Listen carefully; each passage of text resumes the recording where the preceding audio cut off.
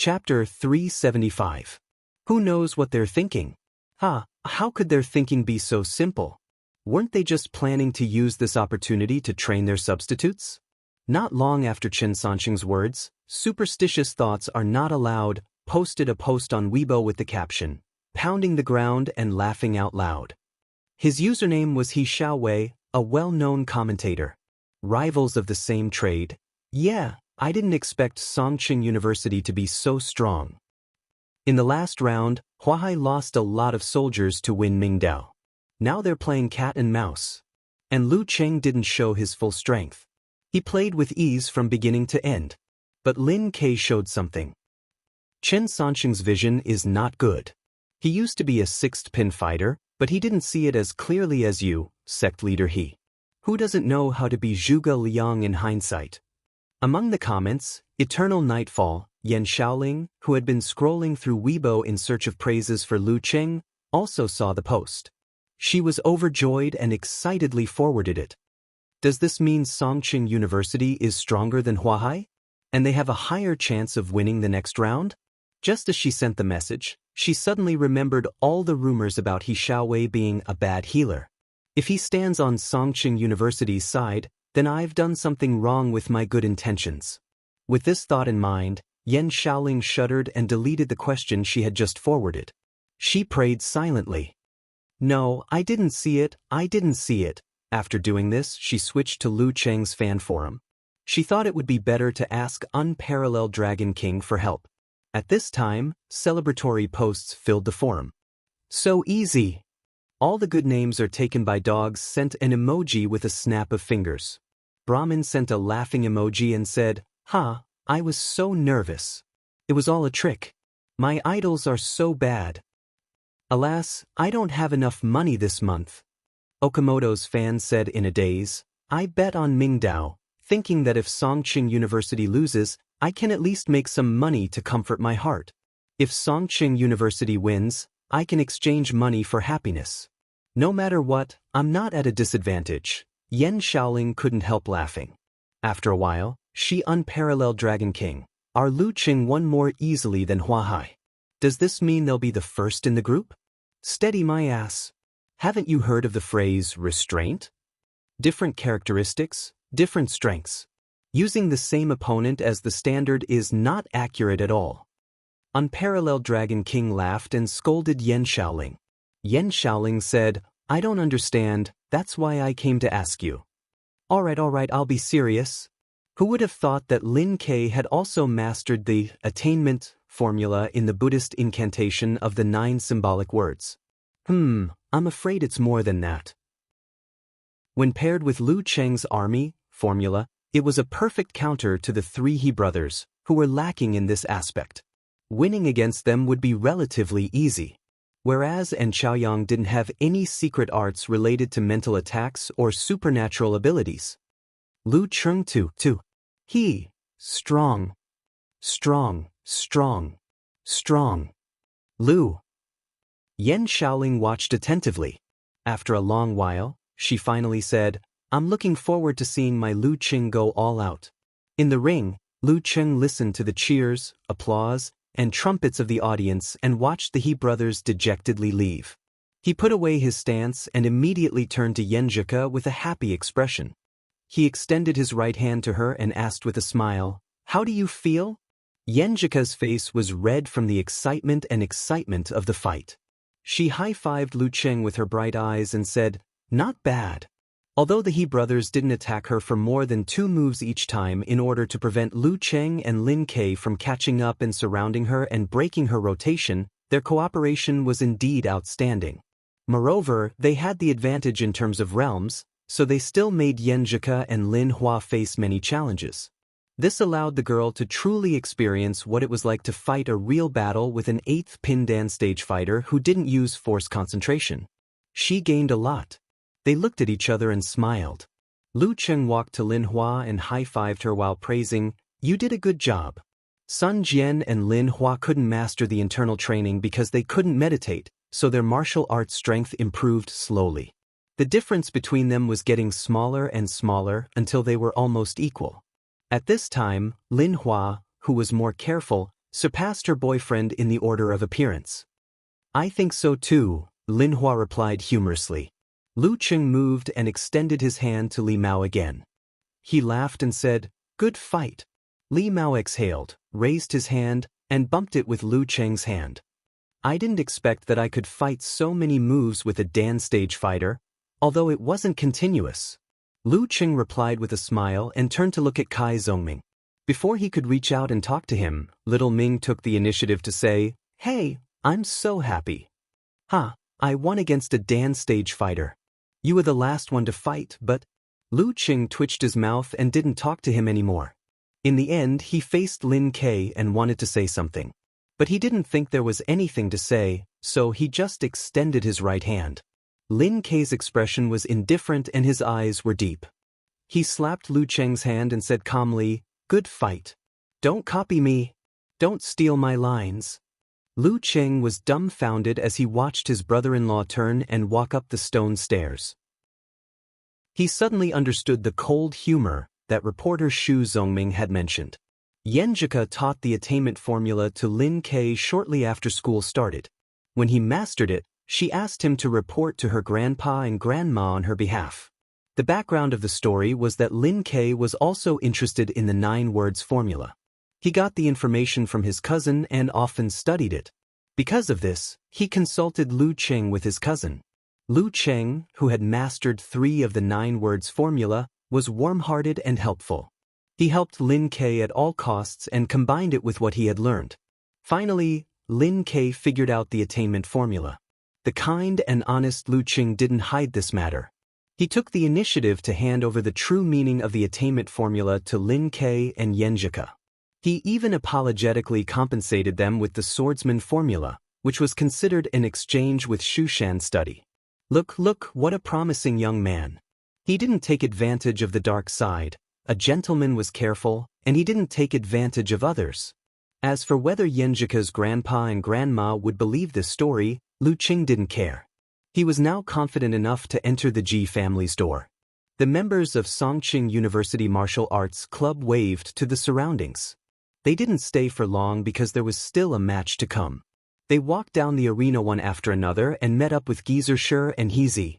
They walked towards the locker room. As they walked, Lu Cheng turned to look at Yenjika beside him. He saw that her mind was wandering and her eyes were bright. He didn't know where her attention had drifted. "What are you thinking about?" Lu Cheng lowered his voice and laughed. Yenjika pursed her lips and smiled. Her eyes seemed to contain stars. "I'm thinking about the fight just now." At this point, she couldn't hide her pride as she added, "That's right.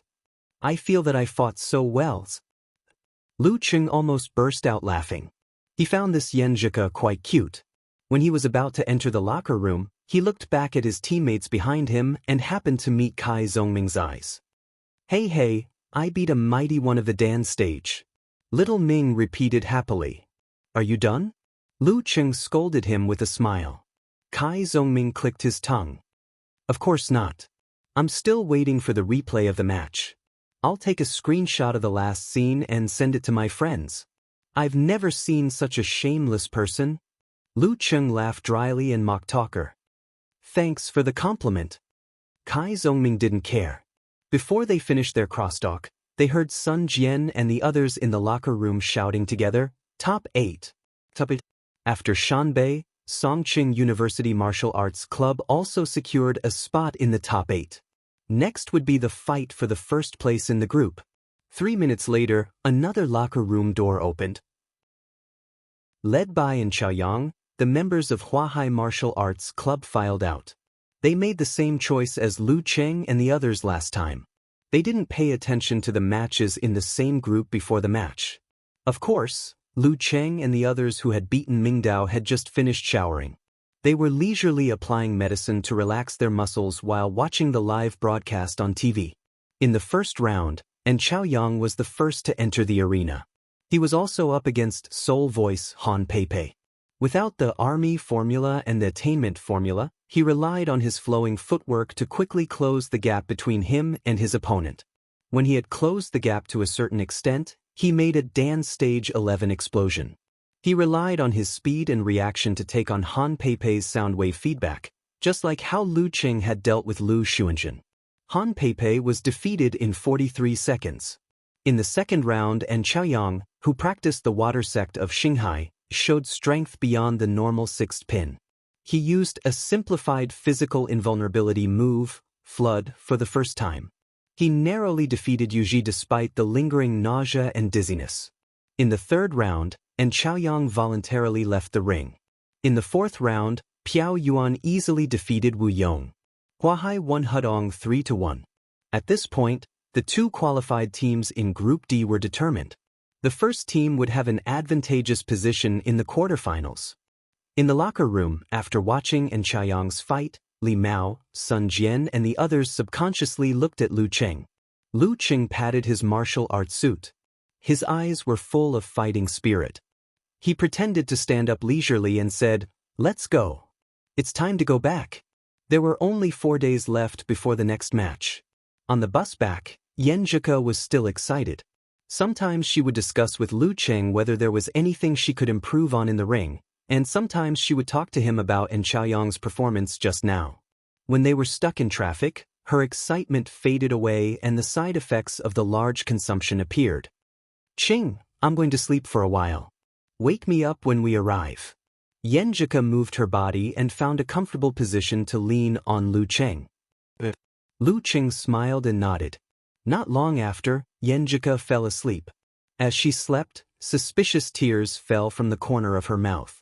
Half an hour later, the bus finally returned to the hotel. Lu Qing tilted his head and looked at the girl with a smile. Gently, he reached out and grabbed her other arm. Then, using his waist and abdomen, he shook her onto his back. The whole process was done in one breath. Yenjika was not startled at all. Lu Qing carried Yenjika on his back and got off the bus with a few bags full of martial arts clothes, martial arts shoes and girls' sundries. Lin Hua couldn't help but pinch Sun Jian and whisper, "You're so cute. Look at Qing." Chapter 376. Sun Jian felt both amused and wronged. When they were in love, he had done the same thing. Now that they were an old couple, why should he care about this? Cheng had been dating Yenjika for more than a year, but he still had this attitude.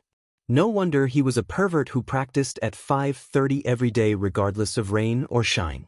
He wants to be the public enemy of all men. Sun Jian murmured.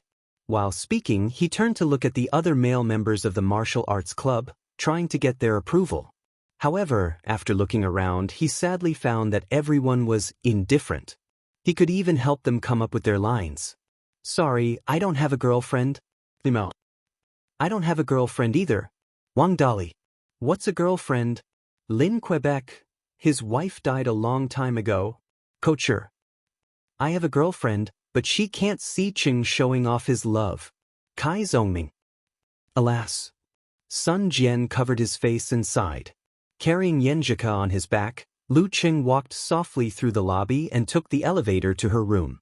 He opened her bag, took out the key card, and swiped it. He pushed the door open and walked to the bedside.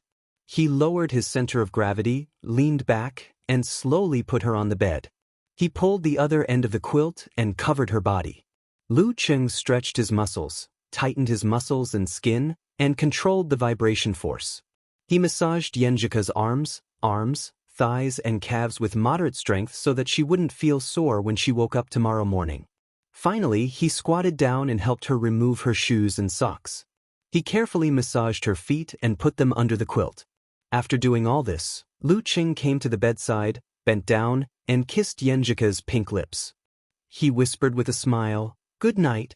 He closed the curtains, turned off the master control, and slowly left the room. He pulled the door just right and didn't make any obvious noise. At this time, the room was unusually quiet. It was dark all around, and only a little light came in through the curtains, bringing a sense of peace.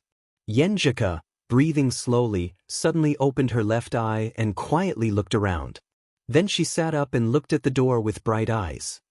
"Good night, silly Cheng," she murmured to herself in a low voice, with a hint of sweetness hidden in the corners of her eyes. As a girl with self-control, she had already woken up when the bus stopped, but she was still in a confused state. When Lu Qing carried her on his back, She simply pretended to be asleep and quietly enjoyed the care of her boyfriend. Suddenly, she received a special notification on her phone. Yenjika picked up her phone blankly. Before she unlocked the screen, she saw Lu Cheng's naughty smile. "Sleeping Beauty, you can get up and brush your teeth now. You know I'm awake." Yenjika was stunned. Your heartbeat and reactions when you're asleep are completely different from when you're awake. I've been in contact with your body all this time. If I didn't notice it, wouldn't my listening skill and ice mirror unique skill have been in vain? Yenjika replied, "Then I can't pretend to be asleep in the future, right? What other surprises are there? I'm going to smash the table." "Okay, I'll seriously cooperate with you, just like just now." Lu Cheng replied with a snickering emoji. "I'm actually speechless. Do you know?" Yenjika turned her body and hit the pillow. Then she put her face close to it and hugged it in her arms. The smile on her face was clear and pure. Lu Cheng had already returned to his own room. Sitting on the bed and leaning on the pillow, he said with a naughty smile, "Then don't talk.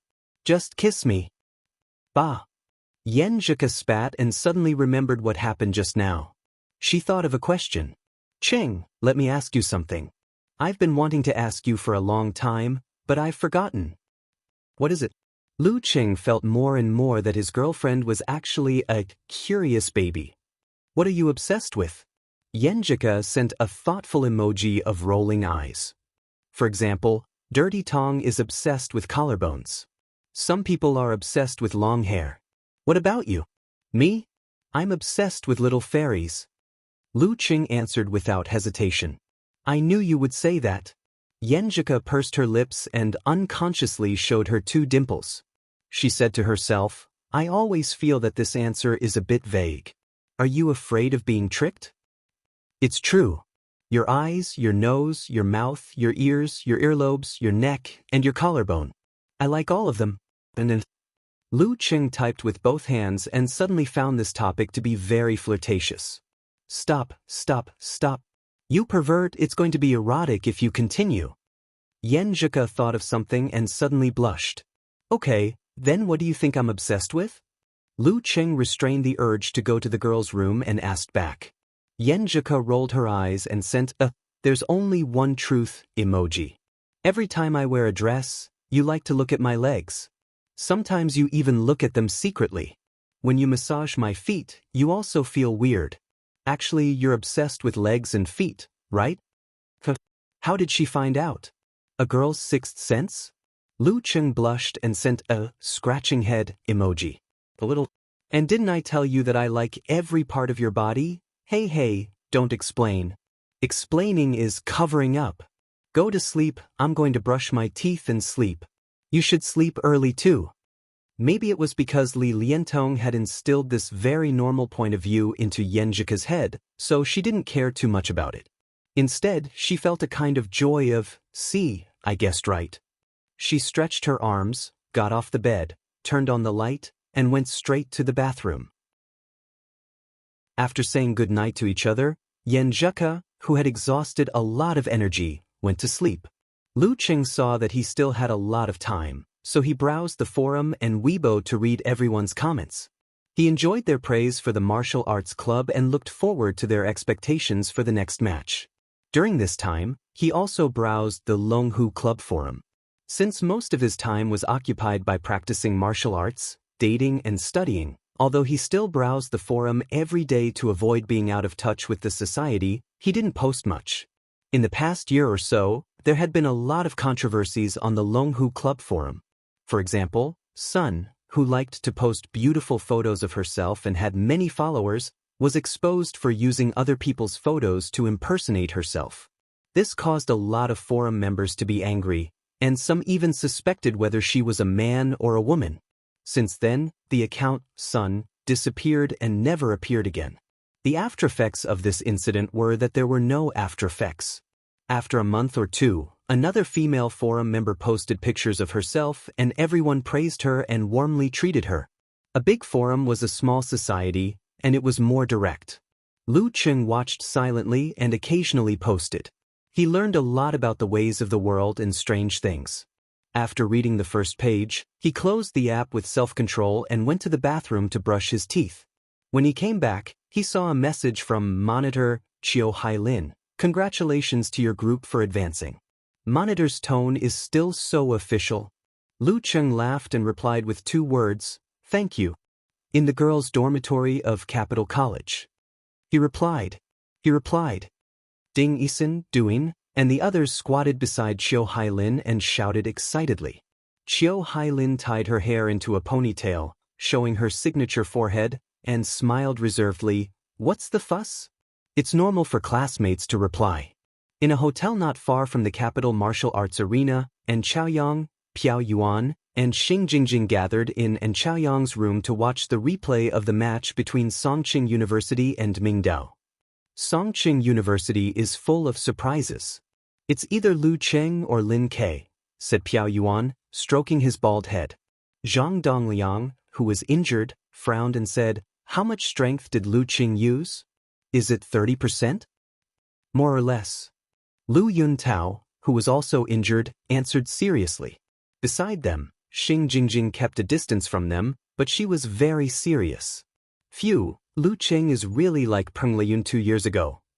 Piao Yuan heaved a sigh of relief. He was like a strong and unstoppable shadow. And Chaoyang opened his eyes and said with a smile, before he fought with Peng Liyun last year, Lu Cheng could be said to have some resemblance to him. But after that fight, he was different from anyone else. This was an opponent worthy of attention and respect. 2 days later, when Capital College and Guangnan also made it to the next round, the official Weibo of the National University Martial Arts Competitions released a poster, previewing the most anticipated match of the 3rd round. On the left side of the poster was An Chaoyang in a dark blue martial arts suit. His handsome face and bright eyes gave him a literary temperament. On the right side of the poster was Lu Cheng in a white martial arts suit with black edges. He was tall and straight, with distinct facial features and gentle temperament, showing the feeling of a strong master. In addition, there were their respective captions on the poster. Former champion, soaking in flames for 3 years, soars again today. Beginner in martial arts, rising like a shooting star, dominating the challenge. Sleeping tiger versus sky-shaking python. When Lu Cheng saw the poster, he was excited at first, but when he read the last line, he almost burst into tears. Chapter 377. After reading the poster, Yan Zhika turned her head to look at her boyfriend with a complicated expression. She, who was sitting on the bed with her legs crossed, suddenly leaned to one side and started to laugh loudly. Haha, actually the nickname, Sky Shaking Roar, suits you quite well, especially after you mastered the 9 words formula. Every time you fight, you will roar. Ha. Lu Cheng looked at her helplessly and said, I just feel that it's so low class. It's so wild and wild. Sai, as the saying goes, the person in charge of Gaofan TV stations to record program didn't really get hung up on a street lamp. It only shows that the martial artists in our province are too law-abiding. For example, someone like me. Yan Zhika didn't continue to tease her boyfriend. She refreshed her Weibo to see the attitude and comments of various people towards the competition. Mo Jingen used a cat head emoji and said, my junior uncle is the best. Shi Yuejian of Wuyue Club said, it feels like a mini competition between Wuyue Club and Xinghai Club. 3 Generations of Qin posted a long Weibo with a lot of words. Just now, a friend sent me a private message asking if Lu Cheng and An Chaoyang were to fight at their peak, who would win? Let me share my opinion. An Chaoyang didn't belong to any sect at first, and his body wasn't particularly talented. However, with his unique understanding and innovation of martial arts, he not only reached the Dan stage step by step, but also gained the favor of Xinghai's Queen of Thought and started to get in touch with the top martial arts. Until this year, as everyone can see, his accumulations started to erupt. He has reached the level of professional 6th pin and mastered the simplified physical invulnerability. Wait, you can say that he is the standard direct disciple of a big force. He doesn't have any obvious shortcomings in any aspect. Besides, Xinghai's martial arts heritage is half of the water sect, stuff, there is also the earth and Tai Chi content. And Chaoyang didn't show these in the previous competition, which means that what we see is not his full strength. As for Lu Cheng, since the start of the national competition, he has been at ease. Some people suspect that he hasn't even shown half of his strength. Even so, he still gave us the surprise of attainment formula. How will Lu Cheng perform when he gives it his all? I'm looking forward to it. The first 2 matches can't be used as objective standards for comparison. After all, there are restrictions in terms of fighting styles. Furthermore, even though Chaoyang doesn't have any secret arts related to spiritual attacks, the water sect's force of acceptance has a good weakening effect on such arts. He won't be at a disadvantage because of this. In conclusion, I think they have a 50-50 chance. After carefully reading the long post, Yenjika swiped her fingers to find comments that fit her current mood. Sure enough, the first one was very consistent. After reading so much, you're just going to say 50-50? The content after that was similar. Do you have any professional ethics? I've already taken off my pants, and you're showing me this? After Lu Cheng and Yenjika enjoyed this, the girl continued to look at other Weibo posts. All-knowing man in ganghood said, Lu Cheng seems to be unfathomable, but in reality he has too many tricks up his sleeves. He is able to counter the fighting style of weaker opponents. As for Chaoyang, he has not shown his full potential yet.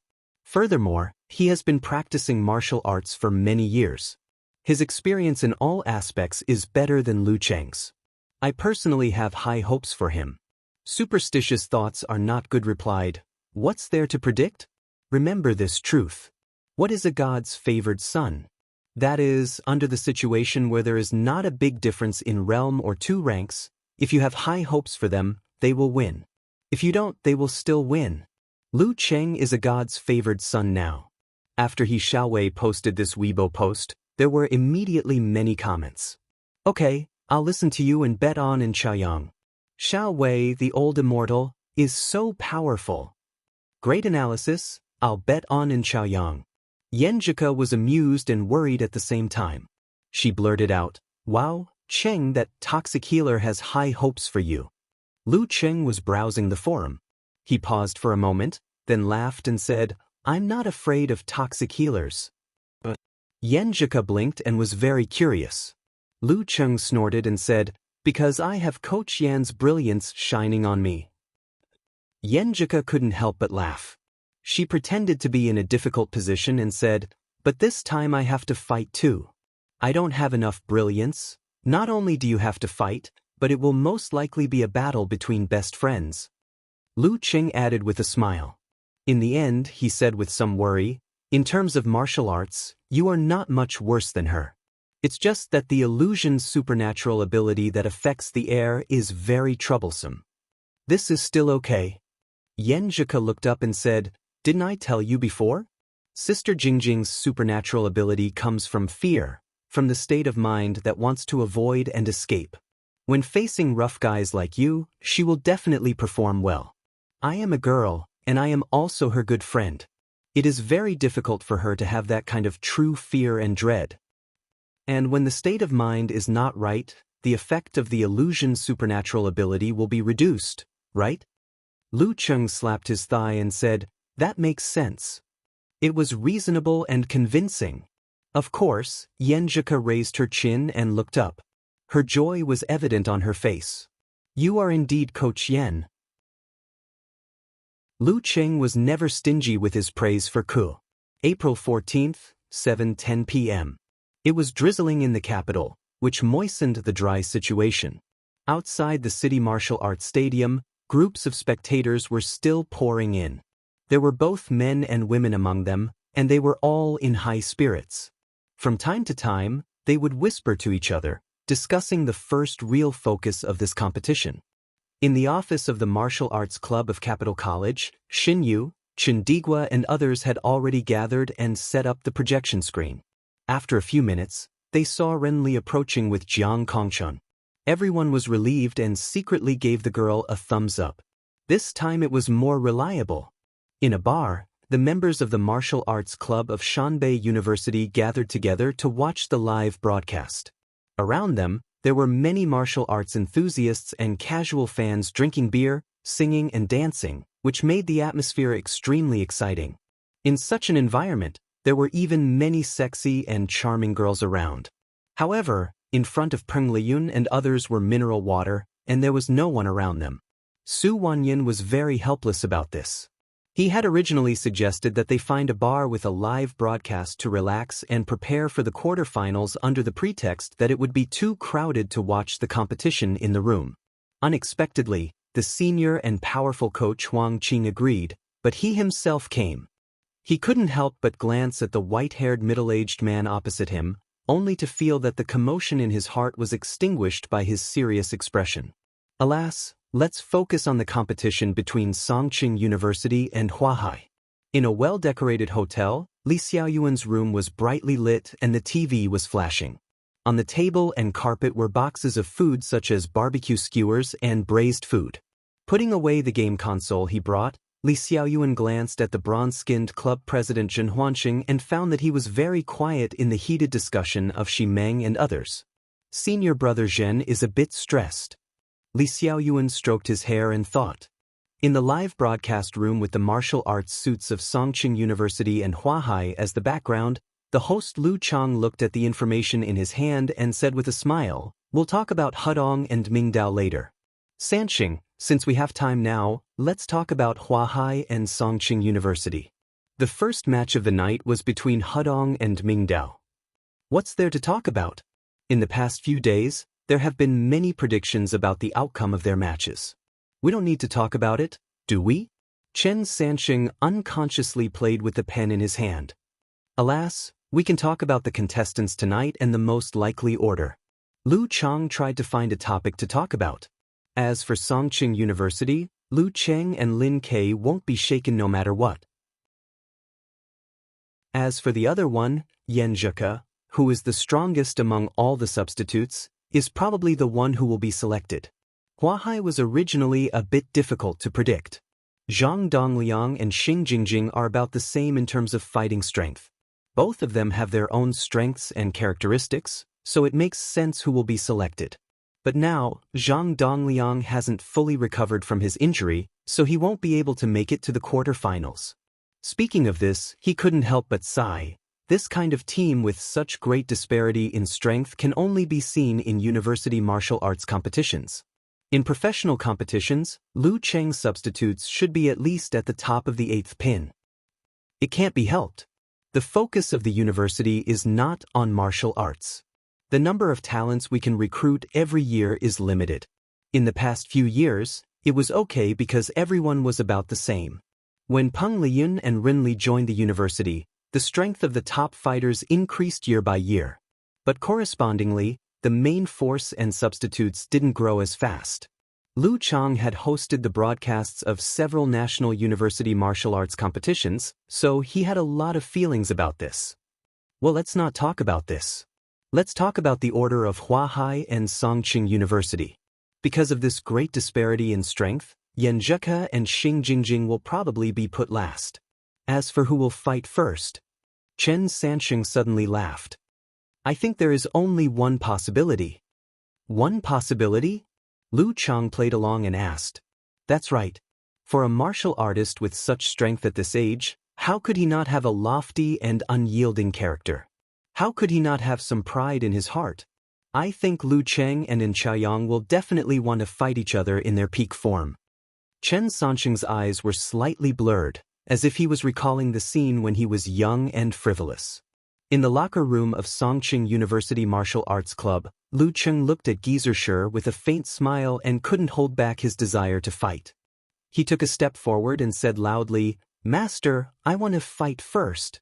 In the locker room of Huahai University Martial Arts Club, An Chaoyang took out a hairband and tied his half-length hair. He said in a calm voice and firm eyes, "Coach, I'll fight first." Chapter 378. In response to In Chaoyang's request, the coach of Huahai University Martial Arts Club, Gu Lai, who was often called the Akalin by his teammates, adjusted his glasses and said, "Okay." He was a coach who had been in the university martial arts circle for many years. Like Huang Qin from Shanbei, he was good at teaching newcomers and giving pointers to martial artists who had just entered the dance stage. He was obviously inexperienced in dealing with talented people who rarely appeared in this circle.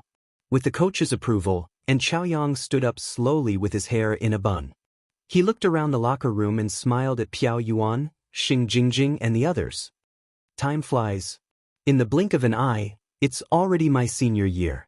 In less than 3 months, I have to report to Shanghai University. I have to say goodbye to you all. I still remember when I was in my first year of university. I was just a professional 9th pin fighter. I had nothing but pride. Thanks to my senior brothers and sisters who accepted me with great kindness, I was able to grow step by step and enter the dance stage before the national competition that year. Together with everyone else, I lifted the Feitian Cup, which symbolizes the highest honor in our circle.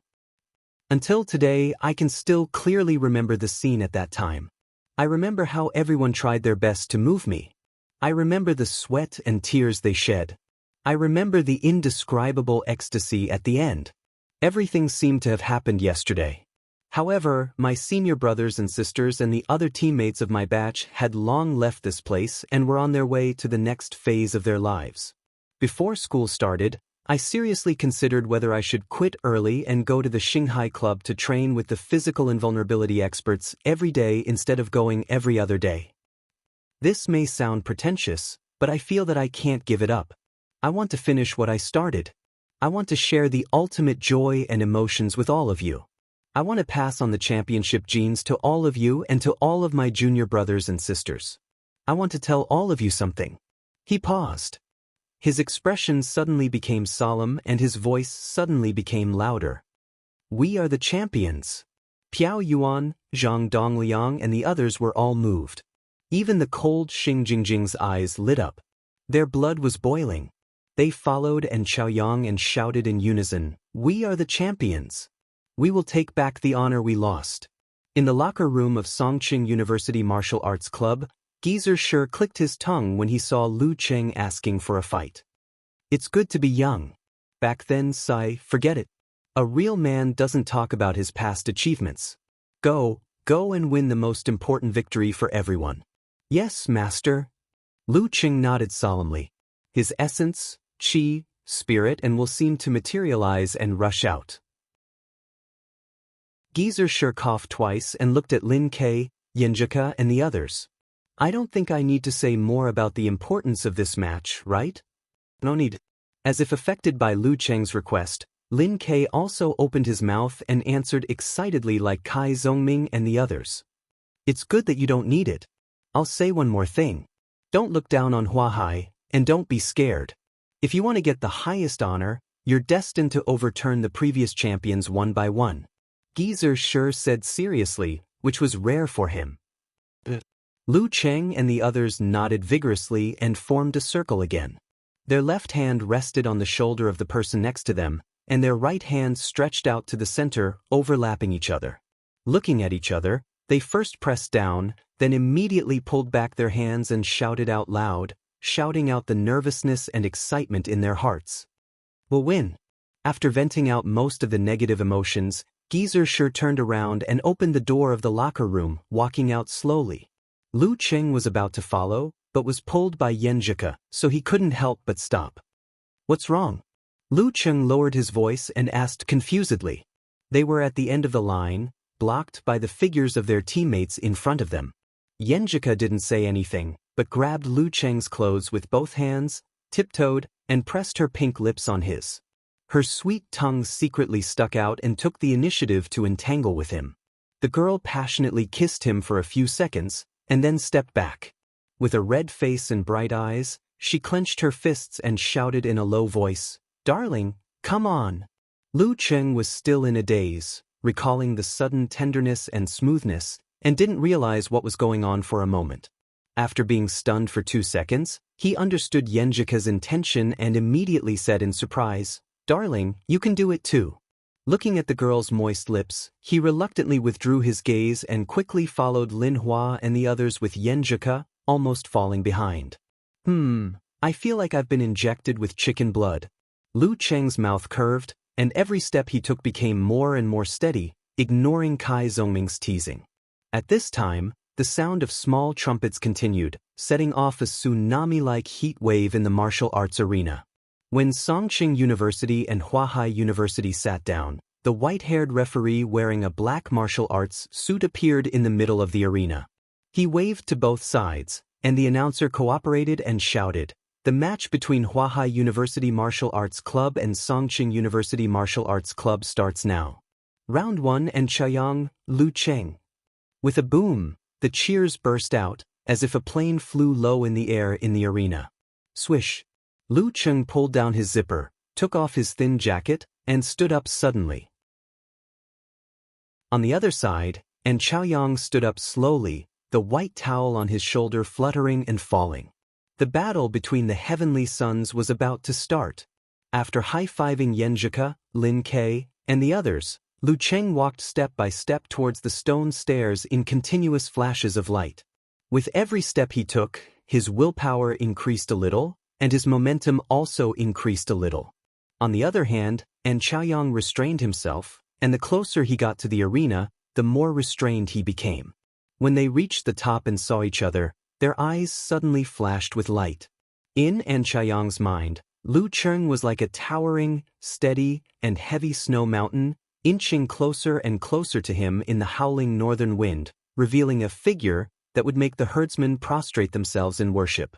In Lu Cheng's heart, An Chaoyang was like a boundless ocean, with gentle waves, containing and swallowing everything. Bam! Their eyes met, and their chi seemed to turn into electric sparks in the air. This was a battle of momentum, a battle of willpower. Thump, thump, thump.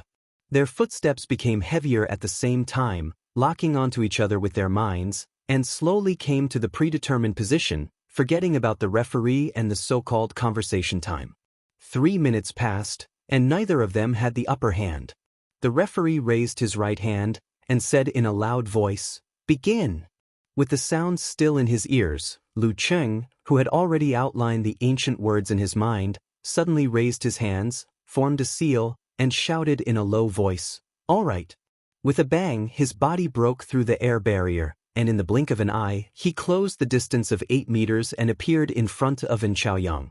He took the opportunity to lean sideways, bulge his muscles, and turn into a real iron mountain, leaning towards his opponent.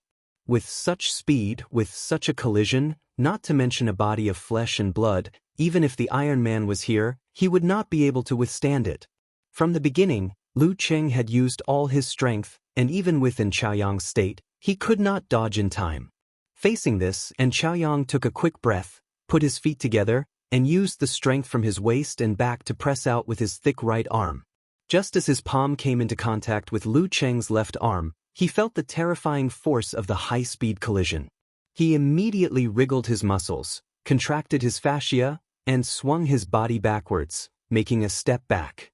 Bam! The moment Lu Cheng's mountain lean was blocked, he used the strength from his waist and back, and the right arm that he had been preparing for a long time secretly swung out. Using the momentum of the forward charge, he punched towards the chest of the enemy on his left. The surface of his fist was filled with white gas, and in his mind was a frozen river. Frost force. Continuous attacks. In such a close fight, An Chaoyang had no way of dodging at all. He could only rely on his instinct, twitching his ribs and fascia, quickly raising his left arm and extending his palm to block the front of Lu Cheng's fist. Bam! The cold current surged, and the force poured in, wanting to freeze An Chaoyang's muscles and slow his joints. But at this moment, Lu Cheng felt as if there was a boundless ocean in his opponent's body. After his frost force poured in, it disappeared without a trace, without even the slightest ripple. The core force of the water sect, ocean force. Just as the frost force was being dissolved by the ocean force, An Chaoyang's palm that was pressing against Lu Cheng's left arm suddenly showed black veins. He was about to use force to seize and tear Lu Cheng apart. Lu Cheng had expected this. He took a deep breath calmly, and in an instant, the muscles and fascia of his left arm bulged, pushing away his opponent's 5 fingers, so that An Chaoyang's force could not penetrate deep. At the same time, Lu Cheng's thigh muscles tightened, and the tip of his foot kicked towards his opponent's knee, attacking his weak point. Bam! And Chaoyang seemed to have heard the movement, and in time, he kicked his leg and blocked his opponent's surprise attack. Bam bam bam. Lu Cheng's upper body did not move, but his legs moved continuously, and like a storm, he kicked towards his opponent's knee and ankle joints. From the beginning until now, he had been attacking non-stop. After experiencing 2 life-and-death battles, he clearly understood that in a battle of the same level, the one who had the upper hand would be closer to victory. The one who was in a passive position would have to put in more effort or be more adaptable in order to have a chance to turn the tables. First step, then step by step. Bam bam bam. And Chaoyang was also frantically kicking. Maybe it was because of his listening force, but he was always able to narrowly block Lu Cheng's attacks.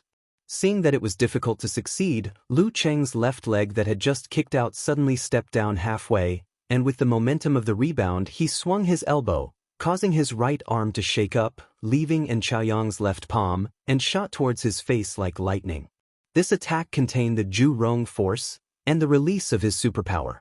Once the attack hit the air or was blocked, it would immediately spurt out a flame towards the enemy's face, forcing the enemy to dodge in a hurry and expose his weakness. At this moment, Chaoyang's hair stood on end, sensing danger. His hand that was trying to grab Lu Cheng's left arm changed from a grab to a push, causing his opponent's body to sway backwards. Following that, he exerted strength from his waist and abdomen, and used his other hand to move upwards, hitting Lu Cheng's right wrist in time. Bam! Lu Cheng's fist was tilted by the sway of his body and the upward stroke of his wrist. The red flames brushed past Chaoyang's head and into the air, burning a few strands of his hair. Lu Cheng's body swayed backwards, and Chaoyang took advantage of the situation to retreat. It was not easy for him to turn the situation around, so of course he would immediately rush forward, changing from defense to offense. However, just as he moved his left leg, he felt that the ground was unusually slippery, and his body couldn't help but want to fall backwards. The ground between the two of them had unknowingly formed a layer of crystal-clear ice. Every time Lu Cheng's leg landed, a gust of frost force would be released, secretly creating a trap. Ice Sect, the 17th move, Polar Ground. This was one of the uses. Lu Cheng's deliberate retreat was to set a trap for Chaoyang. Chaoyang's left leg slipped, and he lost his balance. Immediately, his pupils contracted, and his qi and blood flowed back.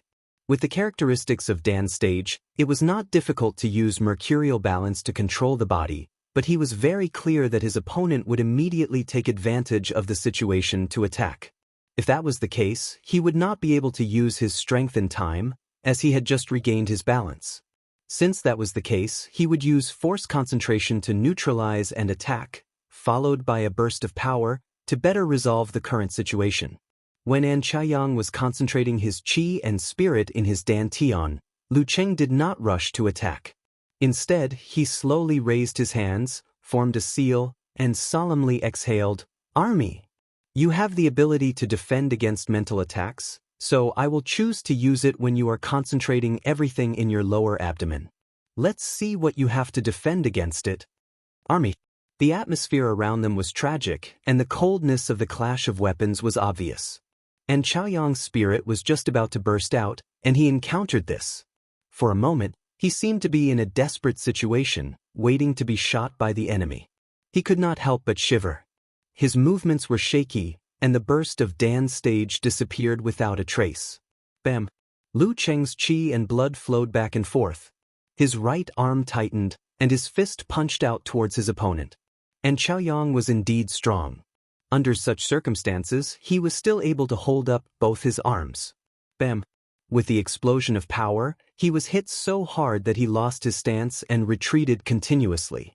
But how could Lu Cheng let go of this opportunity? He took a big step forward and visualized the scenes of freezing sky and ground and frozen river.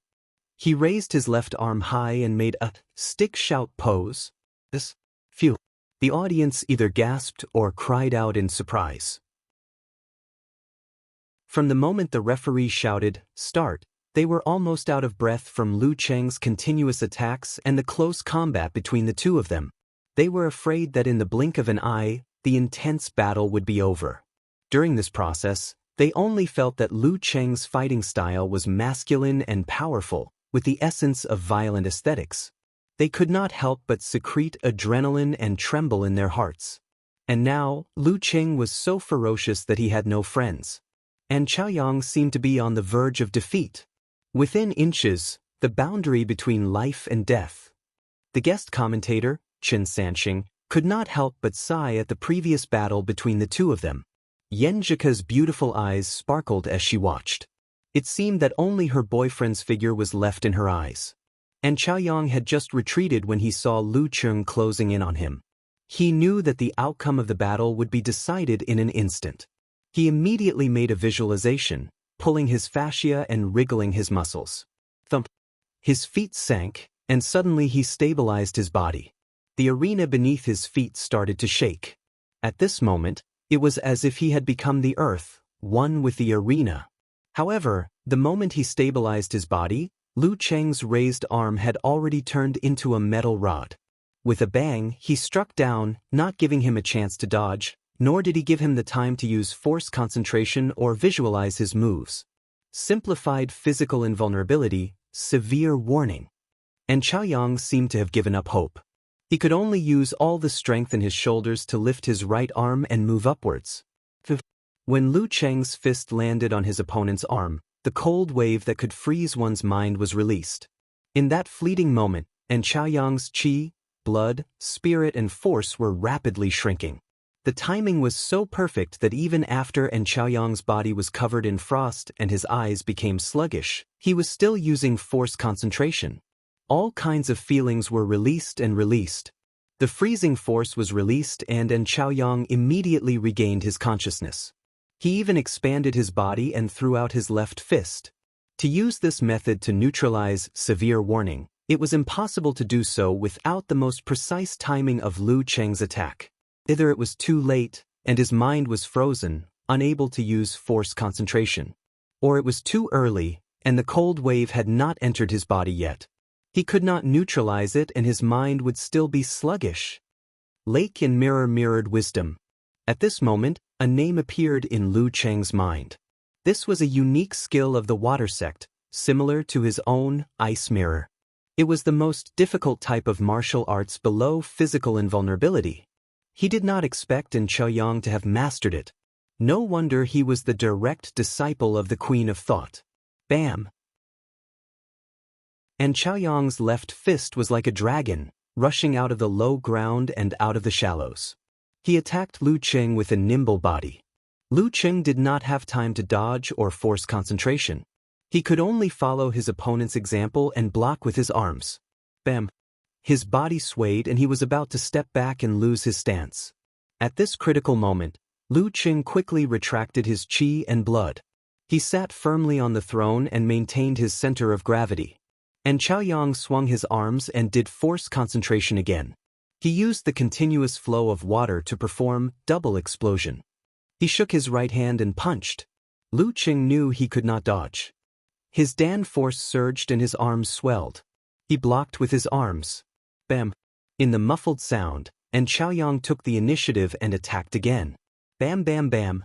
Triple explosion, quadruple explosion, quintuple explosion, sextuple explosion. Lu Cheng felt that his opponent's attacks were very similar to his 24 blizzard strikes. Each attack was heavier than the previous, fiercer than the previous, and had the smoothness of flowing water. Bam bam bam! 7 consecutive explosion, 8 consecutive explosion, 9 consecutive explosion, 10 consecutive explosion. Lu Cheng, who did not have enough strength, was beaten back by Chaoyang's wave after wave of flood force. Every step he took left a hole, a crack, and a footprint. But in such a situation he did not panic. Isn't it just being suppressed and beaten back? I've already experienced it that night when I was tearing down the building. And there are no walls here to hurt my back and stop me from retreating. 11 consecutive explosion, 12 consecutive explosion, 13 consecutive explosion.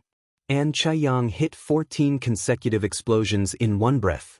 The hairband on his head broke, and his half-length hair fluttered in the air. Lu Qing resisted with all his strength. Although he was retreating, he did not panic. He made 14 consecutive explosions in tit for tat. The places they passed were like they were plowed by bombs. The tide has turned. And Chaoyang is indeed a sleeping tiger. In the live broadcast room, Chen Sansheng clapped and cheered. Yenjika, Kai Zhongming, and the others had stood up and looked at the ring nervously. The audience was so excited that their cheers were deafening. After 14 consecutive explosions, and Chaoyang slowed down his frenzied attacks. He changed his footwork and circled Lu Cheng, throwing punches and pushing palms. Every attack was mixed with ocean force. Lu Cheng did not fall behind. He used frost force and Zhu Rong force alternately to counter. But the cold wave and the hot wave were all absorbed by his opponent's force. Of course, his force was mixed with supernatural ability, so it was stronger than his opponent's. And Chaoyang's face gradually changed from pale to red. Obviously, he was still affected, and the effect was stacking little by little. And Lu Cheng was also affected by the ocean force. Slowly, he felt his veins bulging and his breathing was not smooth enough. It was like he was sinking into the sea inch by inch. The 15th move of the water sect, drowning. Faced with such a situation, Lu Cheng had tried a few times to use ice burning and snow cover to break the situation and take a breather. However, Chaoyang had the upper hand and was familiar with his moves. He never gave him a chance to escape. At the climax of the battle, Chaoyang looked around and suddenly changed his fighting style. He visualized the scenes of rising tide and dam collapsing. Bam! All the muscles in his body swelled and he suddenly became taller. His right fist punched out fiercely, straight forward. Lu Cheng took the opportunity when he was visualizing and did force concentration. He condensed the feeling of drowning and then spurted out his Dan force. He moved his waist and threw out his thick right arm. Bam! The sound was shocking and echoed around. Lu Cheng, who had used all his strength, was forced to take 2 steps back by Chaoyang, who did not use force concentration. The simplified physical invulnerability move of the water sect, Flood. It was turbulent, unstoppable, and meant to drown everything. It did not have the effect of freezing or paralyzing the enemy. It was just pure strength. The strength generated from the stimulation was more powerful than the spurting of Dan force. Of course, Chaoyang did not dare to use such a move that stimulated the qi and blood too often. He could only use it 3 times in a match. It was just right to use it now. Bam! Lu Cheng took 2 steps back and steadied himself. Out of the corner of his eye, he saw the edge of the arena. If he took 1 more step back, he would fall down. And Chaoyang had been holding back for so long. He used the simplified physical invulnerability move, Flood, because the situation was just right. He rushed to catch up. In his mind, the scene of turbid flood and rising tide appeared. Then it changed to, the dam on both sides of the arena can no longer withstand and suddenly collapses. Bam! The dam collapsed and the flood surged. And Chaoyang rushed forward and threw out his right fist again. He wanted to use his terrifying strength to knock Lu Cheng out of the arena. Lu Cheng lost. In the live broadcast room, Chen Sansheng sighed. Kai Zhongming and the others held their breaths. Yenjika bit her lower lip. Countless thoughts flashed through Lu Cheng's mind. Behind him was the edge of defeat. He grasped one of the thoughts and visualized the image of a red sun in the middle of the arena.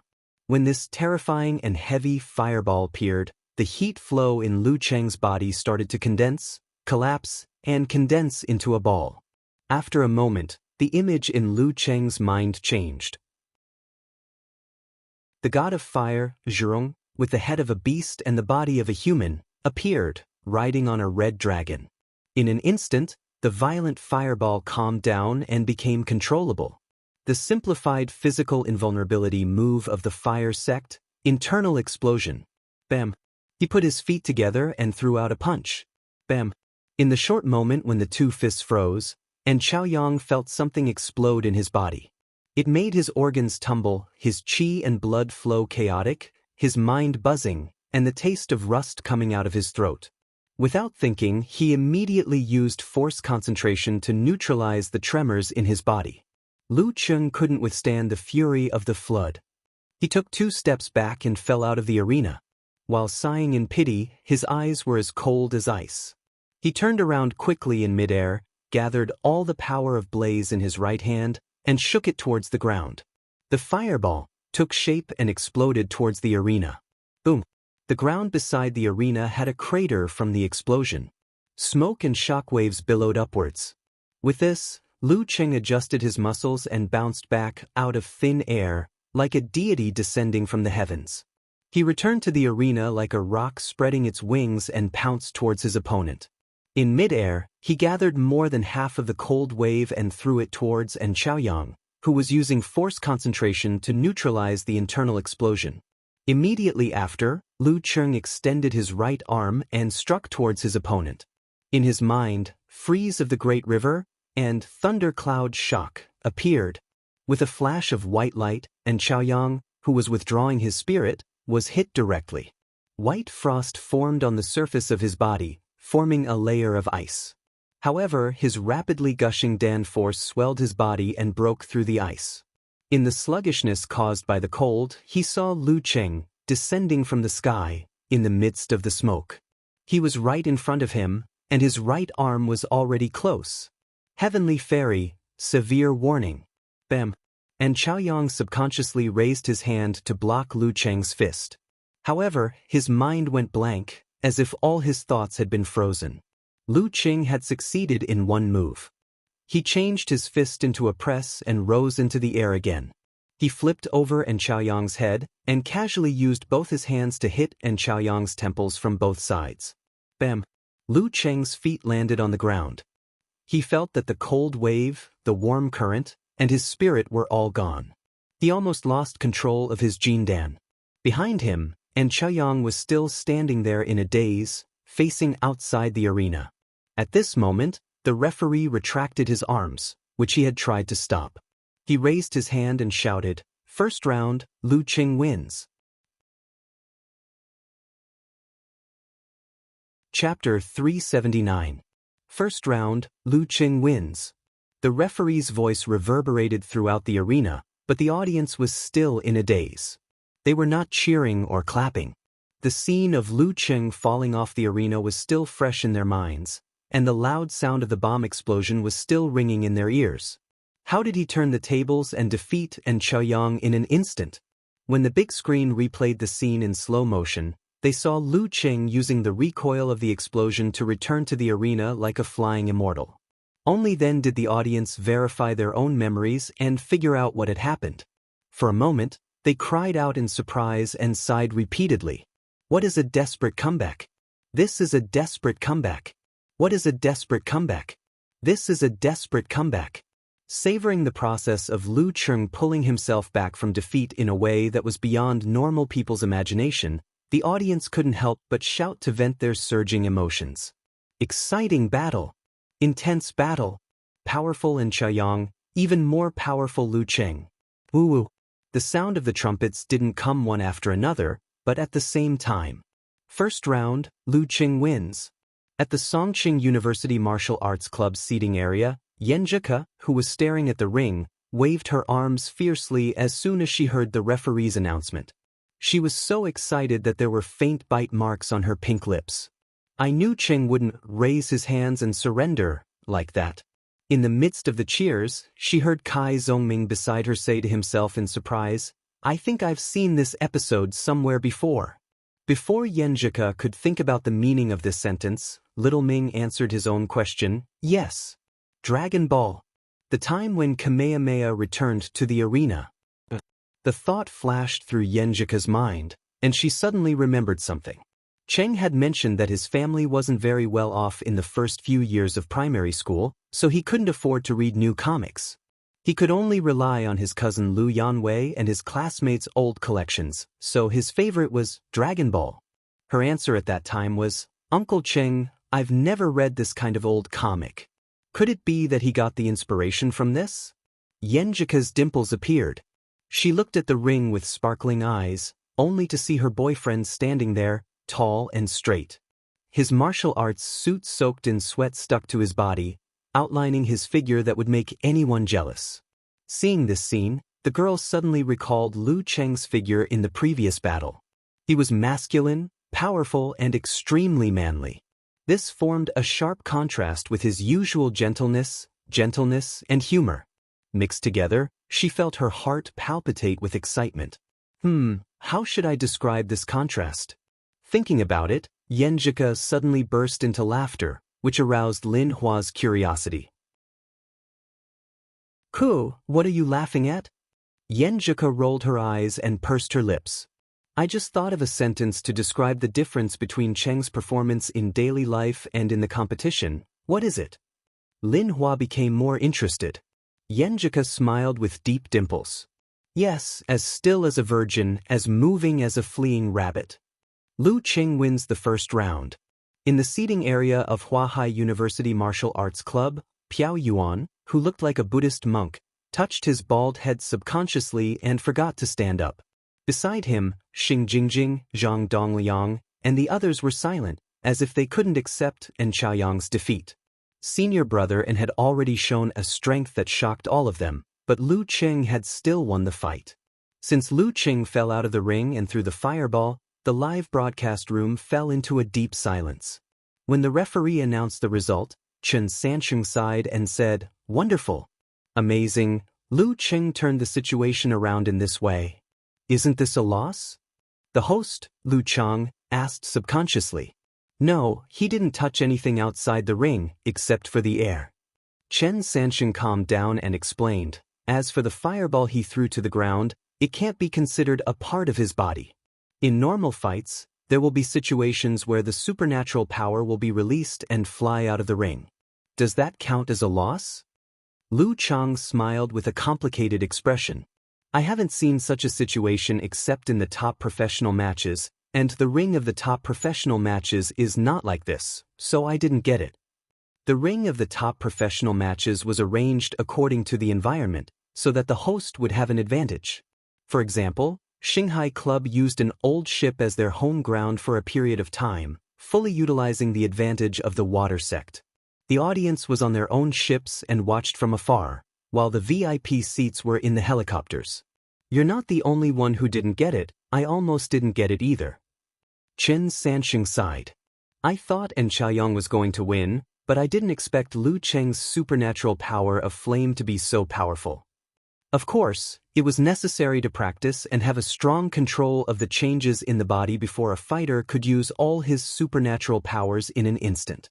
Otherwise, he could only use it again and again like how Lu Cheng used to do when he was awakened. This kind of method usually didn't appear in a fight, because the opponent was not stupid and would not dodge. Once the supernatural power was released at full force, the fighter would be in trouble." Lu Chang agreed and said, "Both of their performances exceeded my expectations. And Chaoyang is at the level of a strong sixth-pin fighter, right?" "Yes, and a little stronger. He lost because he made a mistake, otherwise he would still be able to fight." Chen Sansheng took a deep breath and slowly exhaled. "As for Lu Cheng, he's at the top of the sixth pin. In less than 4 months, he went from a weak sixth-pin fighter to a top sixth-pin fighter. Although this speed of growth was not shocking, it was definitely not as slow as what all-knowing man in ganghood said. Top sixth-pin fighter? Didn't Lu Cheng win by a narrow margin?" Lu Chang asked in surprise. Before Piao Yuan entered the ring, Chen Sansheng quickly said, "In my opinion, Lu Cheng is a little bit stronger than Chaoyang, not in terms of realm or strength, but in terms of momentum and fighting style. Don't you think Lu Cheng is more aggressive today than before? It's as if he can decide life and death in an instant. In the first round of fierce attacks, he kept the initiative and was very aggressive. If he hadn't made a mistake, Chaoyang probably wouldn't have had a chance to turn the situation around. He would have been suppressed bit by bit until he was on the verge of losing." "What do you mean? You just said Chaoyang made a mistake, and now you say Lu Cheng also made a mistake?" Seeing Piao Yuan stand up and rush to the ring, Lu Chang seized the time to ask one last question. Chen Sansheng sighed with emotion again and answered quickly, "Yes, I am." In a battle of the same level, victory and defeat often depends on who can seize the initiative and who makes fewer mistakes. Even a single mistake may cause one to pay the price of failure. If this is a real battlefield, one may even lose one's life. Lu Cheng's fighting style was too aggressive at the beginning, and Chaoyang obviously couldn't adapt to it and was at a disadvantage.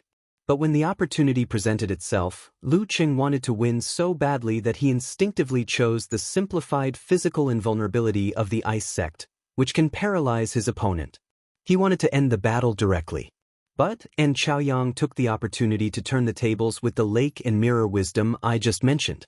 At this moment, if Lu Cheng didn't rush and used the new simplified physical invulnerability he used to resist the flood, well, that explosive simplified physical invulnerability and Chaoyang's force concentration wouldn't have been completely neutralized. He wouldn't have been able to counterattack and would have been affected. He would have been in a passive state until the end of the battle. Lu Cheng's mistake caused him to lose a great advantage and fall into a dangerous situation. However, at the crucial moment, Chaoyang also made a mistake. After taking the brunt of his opponent's new simplified physical invulnerability attack, he probably thought that Lu Cheng had already fallen off the arena and was destined to lose. Hence, he didn't move first to prevent any accidents. Instead, he stayed where he was to recover and became a live target. The key of the simplified physical invulnerability was visualization, changes in the body, and the coordination of muscles and fascia. It had nothing to do with the punches. Through the screen, Chen Sanqing couldn't tell which move Lu Cheng's simplified physical invulnerability was. He had to wait for Chaoyang's interview after the match to make a final judgment. Lu Chang nodded as he listened. He said emotionally, "A battle of this level is truly a battle of 100 changes in an instant. Victory and defeat are decided in an instant. Whoever makes more mistakes, whoever makes the biggest mistake, will be punished. Alright, let's return our gaze to the arena. The second round of the competition is about to begin." When the host and commentator analyzed the situation, He Xiaowei used the username "Superstitious Thoughts Are Not Allowed" and said, "See. I told you, Lu Cheng will definitely win. The god's favored son will definitely win. If anyone says I'm a toxic healer or superstitious in the future, be careful not to be struck by lightning." His Weibo post quickly received N replies, all of which were depressed. "Damn it, I was so focused on your toxic healer ability that I forgot Lu Cheng can reflect curses." The headline of tomorrow's news will be, "Toxic Healer Can't Beat Lucky Star." You're happy? Even the guy who makes a living is restrained by Lu Cheng. These replies made Yan Shaoling, Unparalleled Dragon King, and the others smile uncontrollably. They quickly moved to the fan forum to share their happiness with everyone.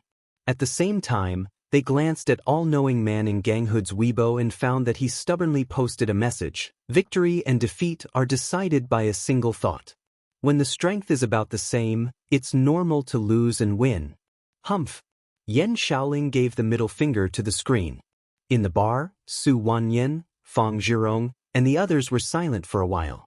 After more than 10 seconds, Corvine mouth-sighed and said, "Lu Cheng is awesome, yeah." Peng Liun nodded slightly and looked at the broadcast screen thoughtfully.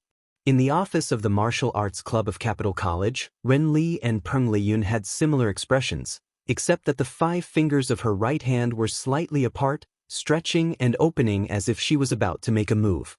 It was a sharp contrast to the silence of Xin Yu, Chen Digua, and the others. In Li Xiaoyuan's room, Zhen Huanxing leaned back and seemed to be under a lot of pressure. In the arena, Lu Cheng took deep breaths to make up for the lack of oxygen in the brain caused by excessive mental exhaustion. The Jin Dan in his body was rotating quietly, releasing a warm current to soothe the fatigue in his muscles and fascia. However, the recovery of his supernatural ability was very slow, like a trickle trying to fill the sea. Furthermore, in the final fireball explosion, because he had never practiced this before, he couldn't grasp the standard and could only do his best. Therefore, the recoil wave not only lifted his body, but also injured his internal organs. It wasn't serious, but it still had some effect. My mental strength is still enough for a double explosion. Lu Cheng quickly assessed his condition. To be honest, he had thought that his mental strength had reached its limit. However, after winning a tough battle and defeating a strong opponent, he was temporarily excited and sobered up. As for the swordsman formula, he could only practice it internally or use it on others. It was not effective for himself. At this time, Chaoyang had recovered. He turned around and shook hands with Lu Cheng. Then he walked up the stone steps unhurriedly, maintaining the demeanor of a former champion, but his back looked a little lonely. Piao Yuan greeted him and high-fived him. He quickly stepped into the arena, not giving Lu Cheng more time to recover. The second round was about to begin. Chapter 380. Looking at the tall and strong Piao Yuan, who had a fierce face, running to the ring, Lu Cheng focused his mind and began to think about how to fight this round. Although he was close to his limit because of his mistake, he would not make a perfunctory effort in the following battle. This was a team competition, and the one who had the last laugh was the real winner. Lu Cheng's brother-in-law was much stronger than Piao Yuan, but Ku was much weaker than Sister Jingjing. Overall, it was hard to predict who would win, so Lu Cheng had to weaken his opponent as much as possible. What a pity! Everyone knows that my strength is not limitless. Otherwise, I could use this to trick Piao Yuan and see if I could win. Piao Yuan was a little nervous when he stood in the predetermined position. He knew that Lu Cheng was almost at his limit after defeating senior brethren, but he dared not underestimate Lu Cheng, a top 6th pin fierce man, even if he couldn't make a dance stage outburst. A dying beast was the most dangerous kind of existence, and the phrase, "the last burst of the setting sun," was not only used to describe the situation before one's death. Piao Yuan was impulsive and often had conflicts with others. He had been punished since he was in elementary school, so he was a bad guy in the eyes of his classmates and neighbors. However, he had never been sent to the police station. Didn't that mean something was wrong? Yes, my height, appearance, and ferocious temperament are all there, so the other side usually doesn't dare to fight back. However, it also proves that I have a good sense of propriety and won't lose control of myself due to anger. I'm also a meticulous person, who is rough on the outside but meticulous on the inside. To deal with Lu Cheng in his current state, Piao Yuan had to be steady. He couldn't risk his life with Lu Cheng. With these thoughts in mind, Piao Yuan spread his feet apart and got into a stance. The referee took a deep breath and decided to switch places with the supervisor after this round. He raised his right hand and waved it down. His voice was unusually loud. Start! With Lu Cheng's words still ringing in his ears, Piao Yuan didn't bother to see what Lu Cheng was going to do. Instead, he swayed his legs and ran like a brown bear to a dozen meters away from his right side at an extremely fast speed. No matter what, it was always a good idea to dodge first. He couldn't give Lu Cheng any chance to use the attainment formula to accelerate. Senior brother and had been careless at the beginning, and that was why he was in a passive position. Lu Cheng was speechless and almost burst out laughing. He decided to stay still and even half-closed his eyes as if to say, "Go ahead, I'll admit defeat if you follow me one step further." It seemed that he wanted to seize the time to regulate his qi circulation in order to recover to a greater extent. Seeing this, Piao Yuan felt a headache coming on. He didn't dare to give his opponent such a chance, so he forced himself to change direction.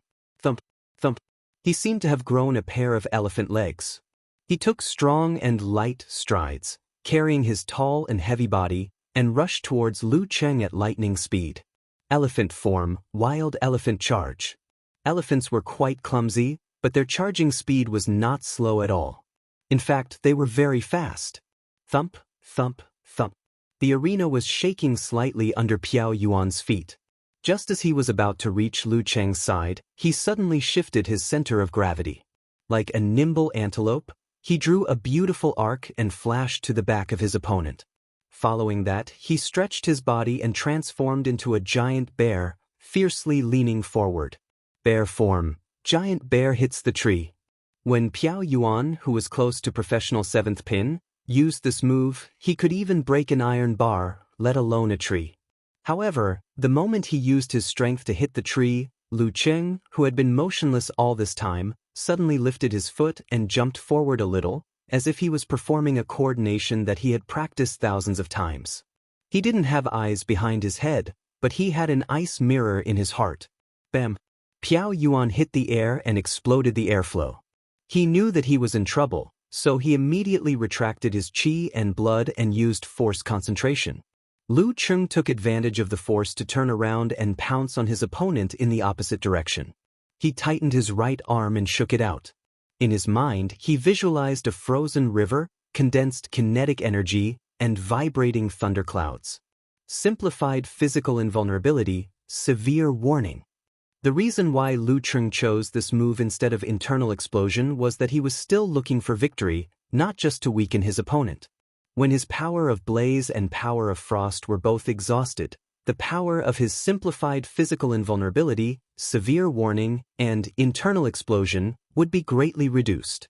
Therefore, the latter could only cause internal vibration and turbulence, which would hurt Piao Yuan to a certain extent, but would not cause him to lose most of his combat strength.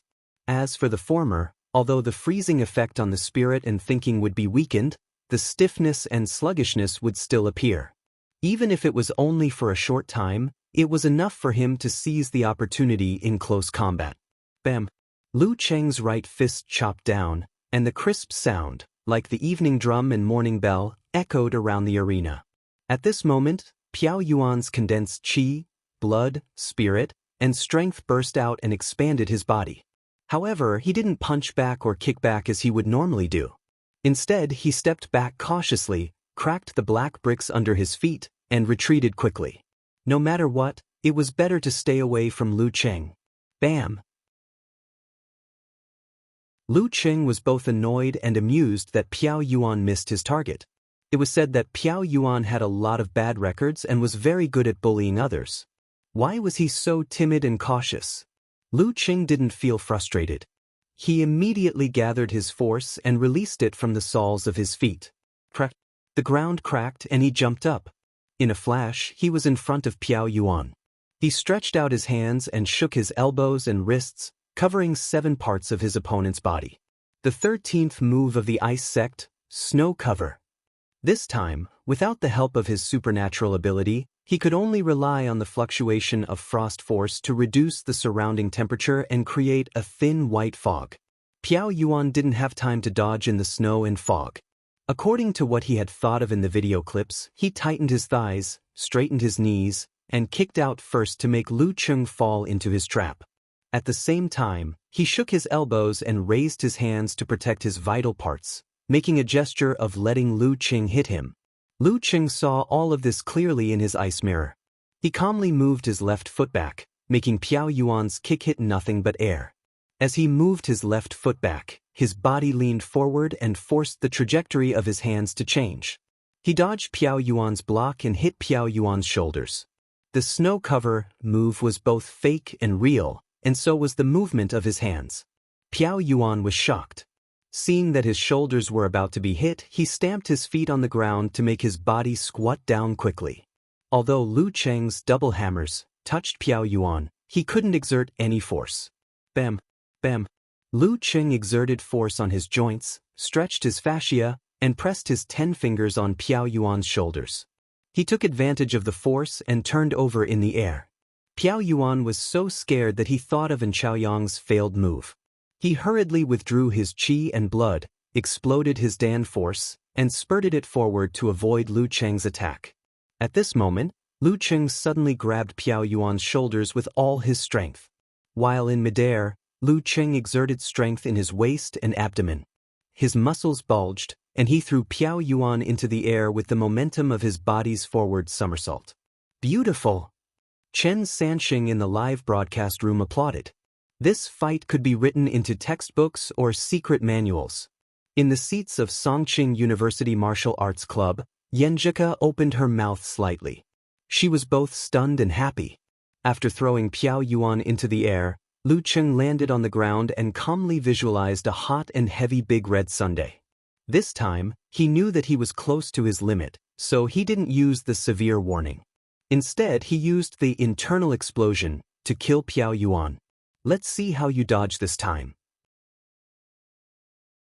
Although Piao Yuan adjusted his posture in the air, He couldn't stop himself from falling because he didn't have the supernatural ability to fly. His body contracted and expanded, and together with the explosion of his Dan stage, he turned into a meteorite and hit Lu Cheng. The scorching waves condensed into a ball. The big red sun turned into Zhurong, who had the body of a beast and the head of a human. Lu Cheng didn't dodge. He lowered his back and clenched his fist to hit Zhurong. Bam! Soaring cannon. Bam! Piao Yuan's fist collided with Lu Cheng's internal explosion punch. Boom! The qi and strength in Piao Yuan's body exploded, shaking all his internal organs and making his eyes bloodshot. Thump! Thump! Lu Cheng, who was close to his limit, was pressured by the explosion of his Dan stage. He immediately stepped back in case his legs were fractured. Thump! Piao Yuan, who was hit by the internal explosion, couldn't stabilize himself and almost fell. However, he quickly used force concentration to neutralize most of the effect and maintain his center of gravity. Then he bounced up and shot a dozen or so meters away. Yes, he was a dozen or so meters away from Lu Cheng. This guy looks fierce, but why is he such a coward? How can he be so slippery? Lu Cheng, who had planned to bully Piao Yuan, couldn't help but shake his head. Seeing that he couldn't even maintain the ice mirror, he simply raised his right hand to indicate that he gave up. Seeing his casual attitude, the referee almost didn't realize it. After 2 seconds, he raised his arm and announced, "Round 2, Piao Yuan wins." At this moment, Piao Yuan was inexplicably moved. He didn't know if he would lose if Lu Cheng continued to hold on. In the seats of the Songqing University Martial Arts Club, Lin Kei jumped up. He had already taken off his coat and put away the towel. "I've been waiting for this for a long time." Chapter 381. Watching Lu Cheng walk down the arena, Chen Sanxing couldn't help but sigh. "What a pity." "Sanxing, what's a pity?" Lu Cheng asked cooperatively. Chen Sanxing sighed. Lu Cheng was so close to defeating Piao Yuan. I can't believe he was able to do that when he was close to his limit. Seeing Lu Cheng at a loss, Chen Sanxing explained, if Lu Cheng had used the move that could freeze Piao Yuan's mind and spirit instead of his newly learned simplified physical invulnerability moves, Piao Yuan would have been like a trembling lamb in the air, waiting to be slaughtered. That's right. Why didn't Lu Cheng use that move? Did he make a mistake again? Lu Cheng tapped the table lightly. No, it's because he was at his limit and couldn't continue. That's what I pity. If he could have used force concentration one more time, Piao Yuan would have lost. But it also proved that An Chaoyang was not easy to deal with. He had to fight until his last breath to defeat An Chaoyang. Chen Sanxing answered Lu Cheng's question. Look, Lu Cheng was forced to step back by Piao Yuan's Dan stage explosion. If he had used the simplified physical invulnerability move of the Ice Sect and couldn't use force concentration, he wouldn't have been able to seize the opportunity when Piao Yuan was frozen. It would have been better for him to use his new simplified physical invulnerability move to injure Piao Yuan so that Lin Kei could finish him. I see. Lu Cheng suddenly understood. What's more, if he hadn't reached his limit, Lu Cheng wouldn't have been forced to step back by a top 8th pin Dan stage explosion. That's right. In that state, he has to release the force. Otherwise, his bones and joints will be damaged. Chen Sanxing looked at the screen and saw Lin Kei walking quickly to Lu Cheng. Seizing the last moment, Lu Cheng asked in confusion, when Lu Cheng grabbed Piao Yuan's shoulder and threw him into the air, why didn't he hold on for a while longer? Why didn't he just throw him to the ground and make him dizzy? Wouldn't he have won if he had done that? Why did he give Piao Yuan a chance to fight head-on when he had already grabbed Piao Yuan? As a host who had participated in many live broadcasts of martial arts competitions, even if he didn't know much about martial arts in the past, he could be considered half an expert now. If he could, do you think he wouldn't want to? Lu Cheng took advantage of the situation to grab Piao Yuan. Since he couldn't control Piao Yuan's joints and couldn't infuse much force into Piao Yuan's body, Piao Yuan would have been able to counterattack. A force concentration would have been enough to solve Lu Cheng's predicament, and Lu Cheng could have seized the opportunity to attack Piao Yuan. Therefore, Lu Cheng threw Piao Yuan into the air as fast as he could. Chen Sanxing was like a drunkard who had just gotten a bottle of aged wine. He was savoring the lightning-fast fight and the various considerations behind it.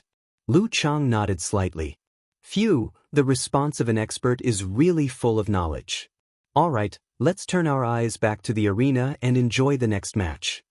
In Lu Cheng's fan forum, Eternal Nightfall Yan Shaoling posted, "QAQ, that commentator uncle is really a good person. I can even understand the specific changes of the battle. That's why I'm sad. If only my idol had more stamina, sob sob sob." Brahmin replied with a crying emoji. Flying Steed in Space, who had just joined the forum, said with a funny face, "It's both you and us who are not good enough. If we could all work together and give Lu Cheng a ***, no, a little stamina each, things would be much easier." Okamoto's fan immediately changed the topic to something dirty. "That's not right. What if there is a 3-second guy in the jar? Every second is so important." Since the match was not over yet, the audience didn't celebrate or rejoice. They quickly turned their attention back to the live broadcast. Only Yan Shaoling tagged, "Unparalleled Dragon King," nervously. "Do you think Songqing University can win this match? Our Lu Cheng has already reached this level." Unparalleled Dragon King replied with a funny face emoji, "It's hard to say. Huahai is not a pushover. Piao Yuan is said to be close to 7th pin and can make 5 consecutive bursts. However, he failed in the ranking event because he didn't practice force concentration and didn't have the top inheritance. In short, although he used 3 force concentrations, they were not consecutive bursts, so he didn't consume too much energy. However, he suffered a simplified physical invulnerability attack from Lu Cheng, so he must have suffered some internal injuries. He probably only has 70% of his peak state left, or maybe even less. It's not difficult for Lin Ke to beat him. The difficult part is controlling the consumption of energy. Xing Jingjing has a strong illusion supernatural ability. When Xing Jingjing participated in the youth tournament of Xing Province at the end of July last year, she was praised as having the strength of an 8th pin fighter. Now 8 or 9 months have passed. Although she hasn't entered the Dan stage yet, I'm sure she has made some progress, especially in the area of illusion supernatural ability. Without a strong opponent, it's hard for outsiders to judge her specific level. Therefore, even if Lin Ke can't defeat 2 opponents at once, he has to exhaust Xing Jingjing to the same level as Lu Cheng just did. Otherwise, illusions are still very powerful to defeat opponents of the same level. Yenjika, a professional 9th pin fighter, won't be able to deal with it effectively unless she has learned a unique skill like Ice Mirror. However, Lu Cheng, the so-called God's favored one, also entered the Dan stage several months ago. Brahmin had been silently watching Unparalleled Dragon King's analysis. At this time, she pulled her braid and sent an emoji of Pegasus Meteor Punch. "I thought there was no problem, but now you're making me nervous again." "Yeah, I'm trembling in fear." Yan Shaoling sent an emoji of "You are dead." Pitter-patter. As Lu Cheng walked down the ring, his sweat kept dripping and falling on the ground. The Jin Dan could replenish his strength and soothe his fatigue, but it couldn't prevent him from generating heat when he was exerting force. This was one of the foundations of punching force. Therefore, Lu Cheng believed that the Jin Dan's replenishment was not unlimited. At least it couldn't create water out of thin air. Once there was a serious lack of water, even the strongest martial artist would be dispirited. As soon as he stepped onto the stone steps and took a few steps forward, he saw Lin Ke walking towards him at a leisurely pace. Lu Cheng smiled and stretched out his right hand. He wanted to say, "I'll leave the rest to you." However, considering that his brother-in-law was used to piling pressure in his heart and was not good at relieving pressure, he changed his words and said in a low voice, "Good luck." Clap. Lin Ke high-fived him and nodded slightly. There was an invisible flame burning in his deep and indifferent eyes. The two brushed past each other. Lu Cheng saw Yenjika, who was wearing a white dress and holding a towel, happily greeting him. Instinctively, he quickened his pace and walked back. "Wipe off your sweat." Yenjika handed the towel to her boyfriend. She smelled the familiar scent of sweat and felt a little dizzy and comfortable. She shook her head slightly and smiled with bright eyes. "I knew you could beat in Chaoyang, but I didn't expect you could push Piao Yuan to the brink of defeat after beating him. She felt a little sorry that her boyfriend had reached his limit and couldn't seize the opportunity to win one by one. However, this was not the time to mention it. Coach Yen was not stingy with her compliments. If that bald guy wasn't so cowardly and slippery, I could have beaten him. Lu Qing wiped the sweat on his head and face with the towel and walked back to the seats with the girls side by side. He was in a good mood. At this time, Kai Zhongming came up to them and raised his eyebrows. Qing, did you learn the skill of Dragon Ball when you hit the ground with the fireball? Lu Qing squinted at him and showed a smile. It's a secret. A secret? Kai Zhongming was stunned. For a moment, he thought he was facing Lin Quebec. Damn it. Cheng was influenced by Lin Kei's dry humor. He was influenced by Lin Kei's cold humor. While he was still a little dumbfounded, he saw Lu Cheng and Yenjika sitting side by side. Yenjika lowered her voice and asked, Cheng, did you really get the inspiration from Dragon Ball? Lu Cheng chuckled and answered without hiding anything, yes. Take back my words. I've never seen such a person who values girls over friends. I, Kai Zhongming, am not convinced. Kai Zhongming covered his face and sighed. Lu Qing finished wiping his sweat and put down the towel. Suddenly, he saw Yenjika take out a bottle of liquid the size of calcium milk from the bag at her feet. The bottle was transparent and rippled. This is for you. Yenjika pretended to hand the bottle to her boyfriend casually. Lu Qing glanced at it and didn't see a label. He was confused. What is it? Sedative and brain-invigorating liquid. I thought you used to use a lot of energy but not your physical strength, right? Well, it's an ancestral product of the G family. My mom's company has improved it recently. It's suitable for you. Yenjika whispered in Lu Cheng's ear. You're ready? Lu Cheng blurted out in surprise and surprise. Of course. I'm not a rough guy. I'm always reliable. Yenjika raised her chin and glanced at Lu Cheng. Lu Cheng beamed with joy. He felt more satisfied than when he defeated An Chaoyang. He was about to praise Coach Yen in a low voice when he heard his master talking on the phone. Ha, my silly disciple is not stupid when it comes to fighting. Geezer sure was holding the phone and laughing. You, are still too disciplined to teach the 9 words formula to An Chaoyang. Don't be modest. If you really knew the 9 words formula, my silly disciple would have to fight with all his might to win. Is master showing off in front of the Queen of Thought? Show off? Lu Cheng's mouth twitched. He pretended not to hear and leaned toward his little fairy, praising her reliability and effort. But he slid his thumb and opened the bottle cap, letting the fragrance of the sedative and brain-invigorating liquid spread out. In the arena, Piao Yuan shivered when he saw Lin Kei's emotionless and cold face. He recalled the video of Lin Kei's opponent that he had watched before. He was also good at attacking at the beginning of the game. Furthermore, he had already mastered the attainment formula. So, I'd better dodge first. The referee looked around, raised his right hand and waved it down. Begin. The third round between Hua Hai and Songqing began.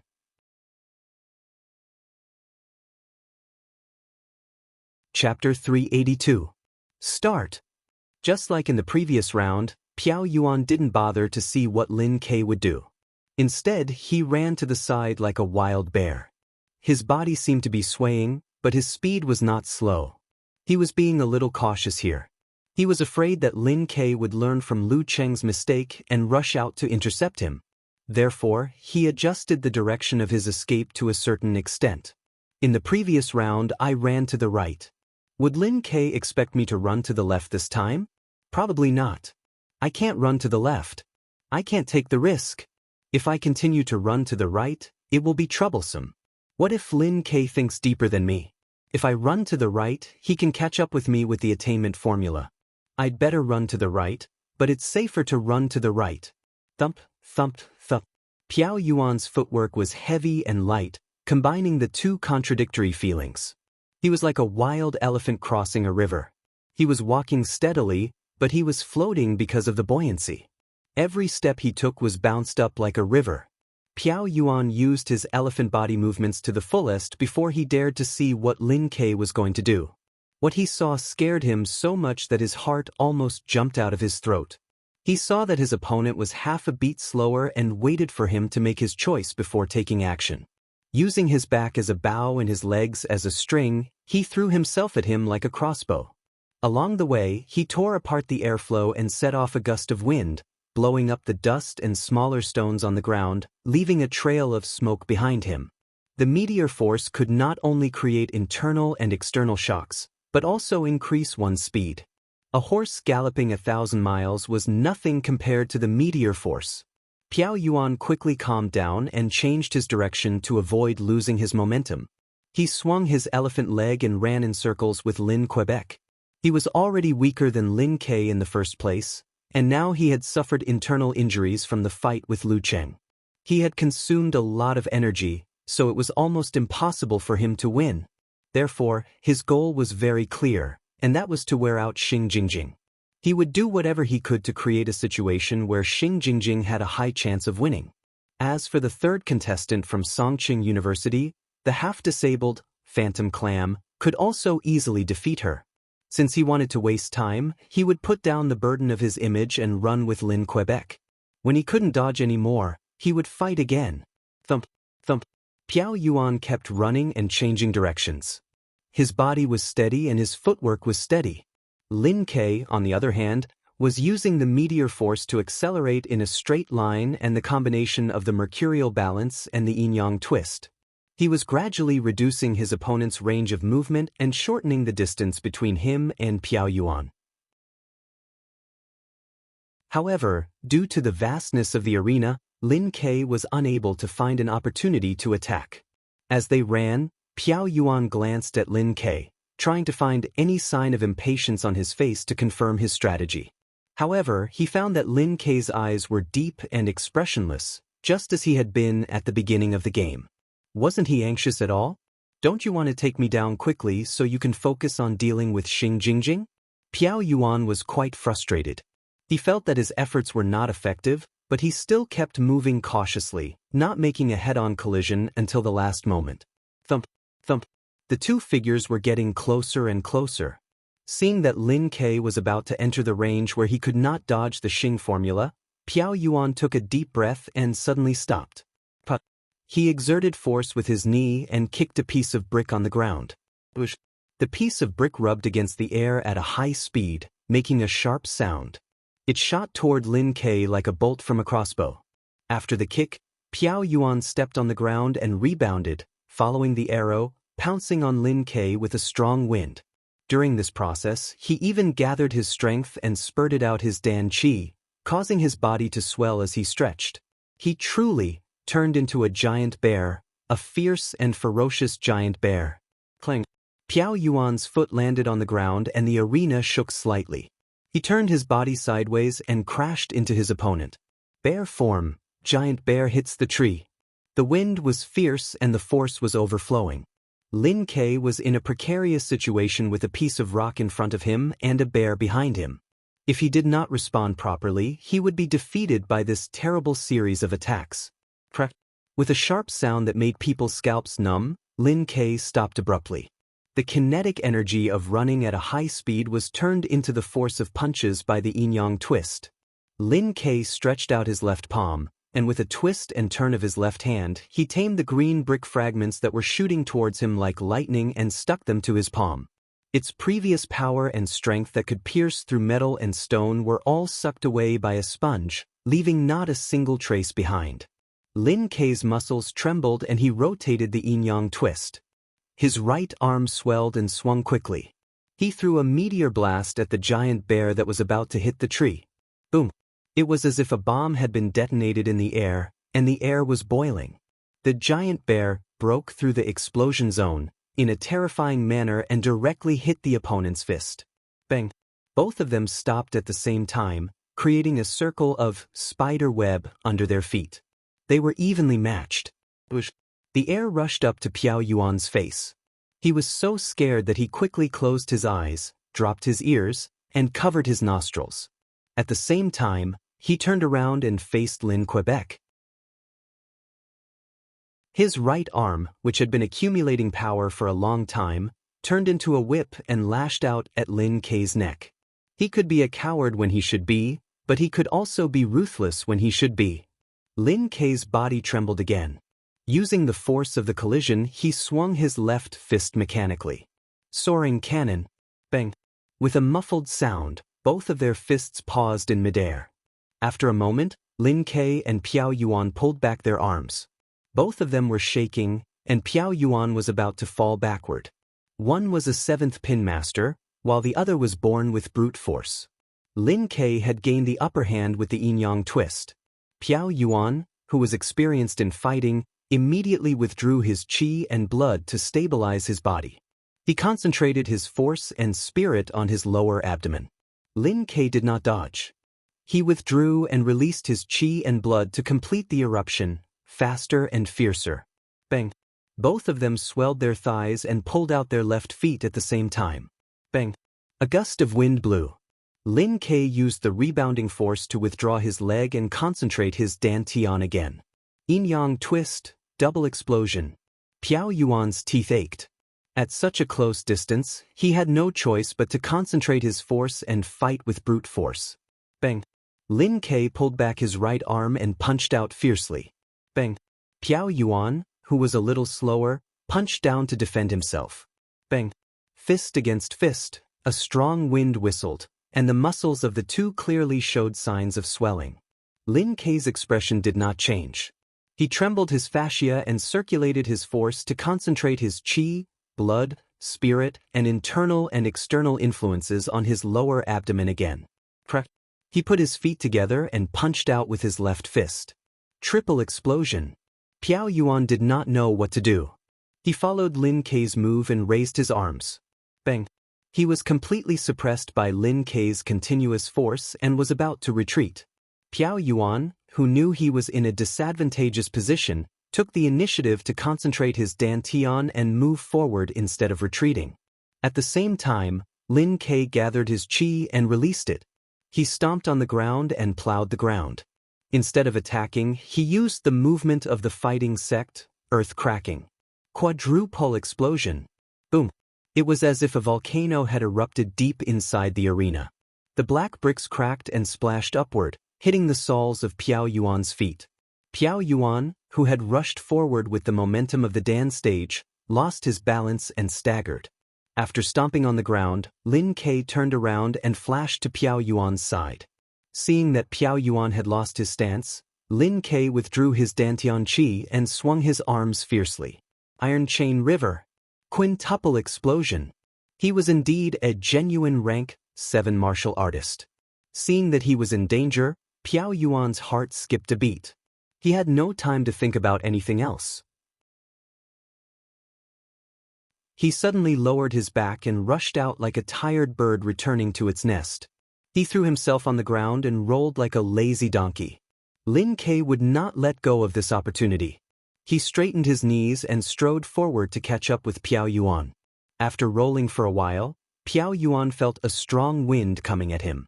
Imitating a scene that had left a deep impression on him, Piao Yuan grabbed the broken stones from the previous 2 rounds and threw them at Lin Quebec. Whoosh. Whoosh. Whoosh. The broken stones shot toward Lin Kei's face in a destructive manner. Lin Kei stopped as soon as he said so. While his muscles were trembling, his right hand reached in front of his face and caught the gravel in his palm. The gravel was still spinning. Taking this opportunity, Piao Yuan did a carp jump and stood up.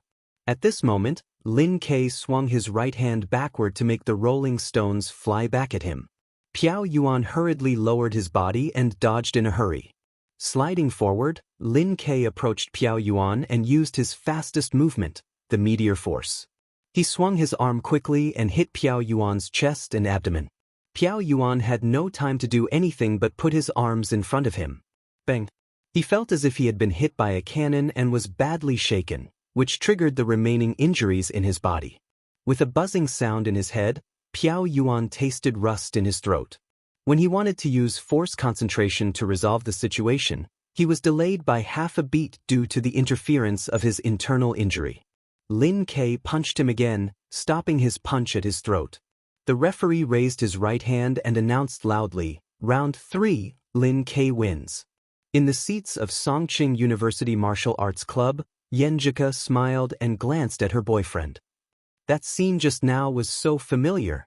Back then, didn't Qing escape from Wei Xingtian's pursuit and struggle back from the brink of failure by relying on the flying sand confusing eyes?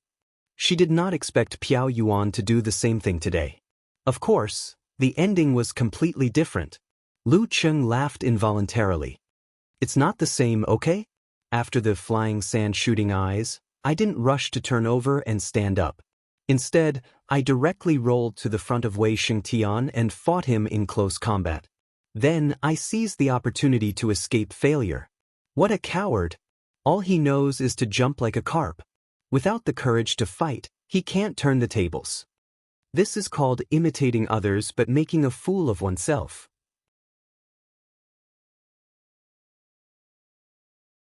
Chapter 383. Yenjika chuckled because of Lu Cheng's ridicule of Piao Yuan and the fact that her cousin had won and was about to face the last fighter of Huahai. After a few chuckles, she asked worriedly, "Did my brother fight too hastily just now?" Piao Yuan is a professional 8th pin fighter who is born with brute force and can make 5 consecutive bursts. If he's lucky enough, he can even get a professional 7th pin certificate. Once such an opponent thinks that he's a coward and will exhaust you, he's really slippery and hard to defeat. You see, he was willing to use the explosion of the Dan stage to escape. What can't he do? Lu Cheng took a sip of the sedative and brain-invigorating liquid and replied with a smile. Since everyone is wary of your brother's combo, we have to attack Piao Yuan in one breath and not give him a chance to recover. Otherwise, if Piao Yuan escapes, we will have to go through another round of reincarnation, which will consume more energy. It was like the first time when Lu Cheng challenged Wenxing School. Zhou Jingquan fought very conservatively and tried to win with the least cost so that he could save more energy to meet his future brother-in-law. What was the result? The more Zhou Jingquan fought like this, the more energy he would consume and be affected. Naturally, he couldn't achieve his goal. In a martial arts competition, you can't be overcautious. I understand, but I'm worried that my brother will consume too much energy. Yenjika wrinkled her pretty nose. Lu Cheng shook the empty bottle and felt less nervous. He chuckled and said, "Your brother is now a normal professional 7th pin fighter who can make 6 or 7 consecutive bursts. He has also practiced the swordsman formula and collected so many methods to improve his physical strength. It's no problem for him to make 5 consecutive bursts. He can control his energy well." After he imparted the swordsman formula to Ku, she asked in embarrassment if her cousin could also learn it so that he could break through the limit of his physical strength as soon as possible and reach the real 7th pin level. His answer was self-evident. They were relatives and teammates who fought side by side. Since there was a reason, why not teach them? It was impossible for him to overthrow the rule of Shanbei in 2 years by himself. It would be good enough if he could beat Peng Liun. It was precisely because he had practiced the swordsman formula that Lin Ke was able to advance from a quasi-7th pin to a normal 7th pin in just 2 months. You're right. I forgot about that. Yenjika said with an expression that said, "I'm just worried. Bite me." Lu Cheng chuckled. He wanted to reach out and rub Ku's head, but when he looked at her hair, he restrained himself. Round 3, Lin Ke wins. In the live broadcast room, Chen Sanxing smiled. Songqing University's substitutes aren't as good as the Big Four, but their second leading general is strong. He's stronger than all the other teams' second leading generals. The Big Four referred to Shanbei, the capital, Huahai, and Guangnan. The second leading generals were Fang Zhurong, Chen Digua, Piao Yuan, and Li Xiaoyuan. Among them, Piao Yuan was close to professional 7th pin, and Li Xiaoyuan was similar to him, but his fighting style was more flexible. After Fang Zhurong lost to Lin Ke, he was greatly stimulated and practiced hard. So far, he had shown the strength of a quasi-7th pin. Chen Digua was a senior, a veteran 7th pin expert without a top inheritance. We all know that the two prides are fighting against the world. Lu Chang made a joke and then changed the topic. Piao Yuan was hit by the meteor force in the end and was shocked, which caused his internal injury. That's why he was slower, right? Chen Sansheng answered briefly. Lu Chang was confused. Then why didn't Lin Ke use the meteor force at the beginning? Why did he have to use a burst of power? How could he have a chance at the beginning?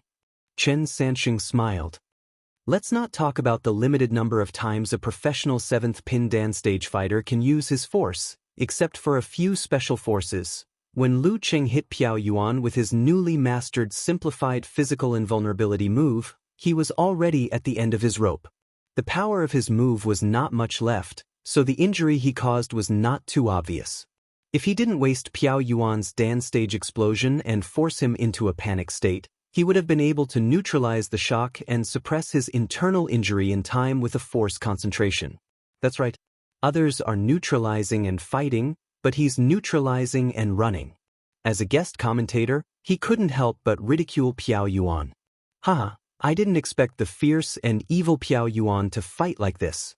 The host, Lu Chang, almost restrained himself from saying the word coward. He wasn't like this in many of his previous fights. That's because his opponents weren't as strong as him. When he bullies the weak, he's still fierce, evil, and aggressive. Chen Sansheng laughed. Let's put it this way. He's very resolute in carrying out his plan. While they were talking, Xing Jingjing stood up. And Chaoyang knew that she was afraid of physical contact with men, so he didn't give her a high five or a fist bump. Instead, he waved his arm and said, "Good luck." Xing Jingjing nodded slightly and walked quickly to the stone steps. On the way, she met Piao Yuan and saw him spitting to the side, which was mixed with blood. "Are you badly hurt?" Xing Jingjing kept a distance and asked subconsciously. Piao Yuan's facial muscles twitched. Lu Cheng's internal explosion, well, it should be internal explosion, and Lin Ke's meteor force. My teeth are bleeding because of the vibration. You'd better go. Don't give him any chance to breathe. Okay. Xing Jingjing walked around Piao Yuan and arrived in front of the stone steps. At this moment, on the live broadcast screen, her figure flashed and appeared in the ring. Teleportation? Lu Cheng's eyes almost popped out of their sockets. No, it's just the full power of the illusion ability, Chen Sansheng said with great interest. Interesting. The distortion was much worse than what Xing Jingjing had used before. Lin Ke stood there quietly and watched his opponent finish her preparation. He breathed steadily and slowly. There was not much sweat on his forehead and body. At this moment, the game supervisor, who had switched places with the referee, stood in the center of the arena and raised his right hand. After a few seconds, when Lin Ke and Xing Jingjing finally looked at each other, the game's supervisor suddenly waved his hand and said, "Start." As the sound waves reverberated in the air, Xing Jingjing kicked off with her long legs and pounced toward Lin Quebec.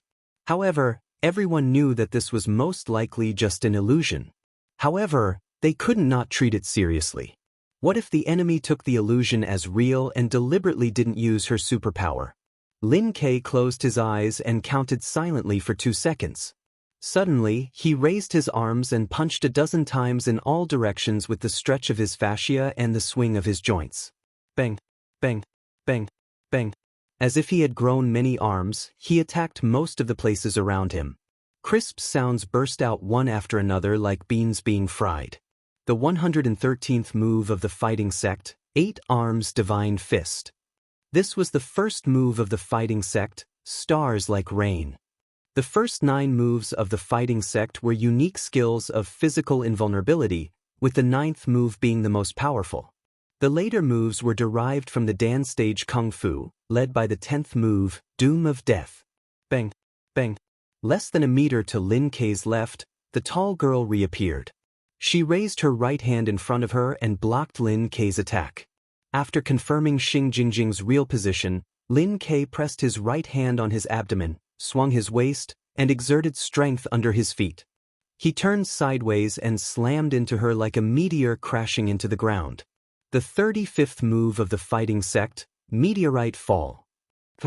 Lin Ke's collision stirred up a strong gust of wind, causing the air to shake. However, Xing Jingjing's figure, who he collided with, once again shattered into pieces, disappearing like a mirage. At this moment, Lin Ke's hair stood on end. His right hand on his abdomen quickly moved down, half grabbing and half blocking. He had just finished a fight with Xing Jingjing and confirmed that she was here. But in such a short time, it was impossible for her to make an effective dodge. After eliminating all the impossibilities, there was only one possibility left. Bang! A fair and delicate fist appeared out of thin air, swinging towards Lin Kei's genitals and smashing into his right palm. After exposing her position, Xing Jingjing created an illusion that she didn't move while squatting down to avoid Lin Kei's meteorite fall. Then she took advantage of the opportunity to punch his vital part. Among the various responses to the meteorite fall, this was not a surprising move. It had been summarized many times by predecessors. Otherwise, Lin Kei wouldn't have pressed his right hand on his abdomen when he used this move. It was because he stood on the shoulders of generations of martial arts masters that the top martial arts were the top martial arts.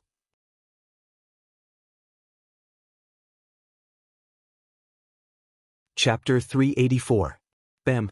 Lin Kei's right palm bounced back as soon as it was hit. His arm trembled as he swung forward mechanically, making a beautiful arc to grab the enemy's wrist. Xing Jingjing's attack missed, so she immediately pulled back her fist and rolled to the side, breaking away from contact and avoiding the opponent's grab. Bam! As soon as her body left her original position, Lin Kei's left leg tightened like a whip and kicked the air, brushing past her clothes. If Xing Jingjing's reaction had been slightly slower, she would have been unable to avoid it. Seeing that she was rolling away, Lin Kei remembered the direction of her movement. He bent his spine and shot out like a bolt of lightning. Without hesitation, he started chasing after her, not giving her a chance to stand up again.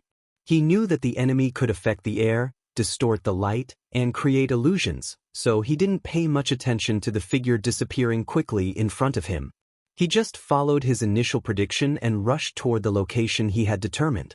This prediction was based on the prediction of the enemy's rolling tendency after the physical contact just now.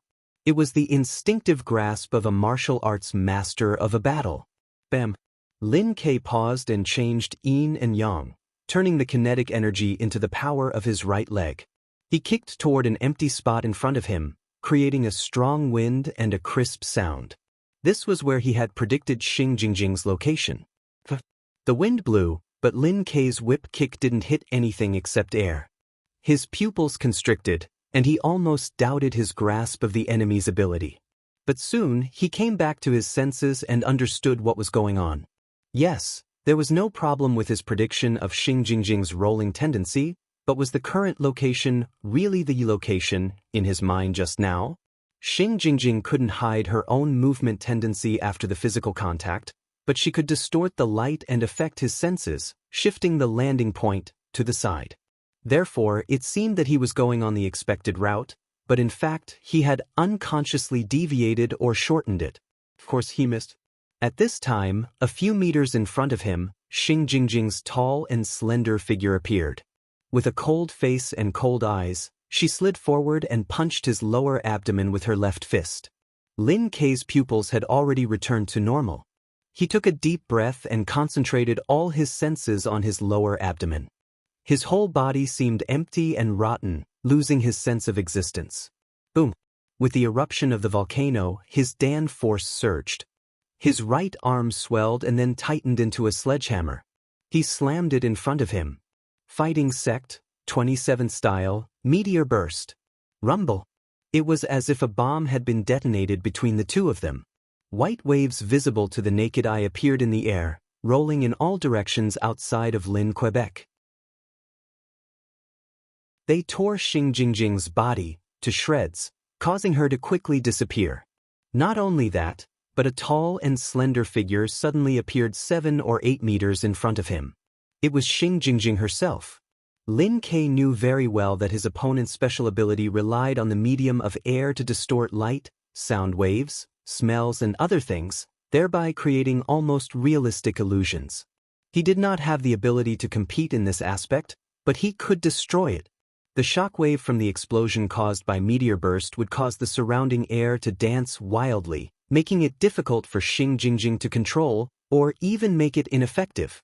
Destruction is always easier than construction. This was the illusion-breaking technique that Lin Ke had prepared. Although it consumed a lot of energy, it was definitely effective. After all, it was the last round, so there was no need to consider anything else.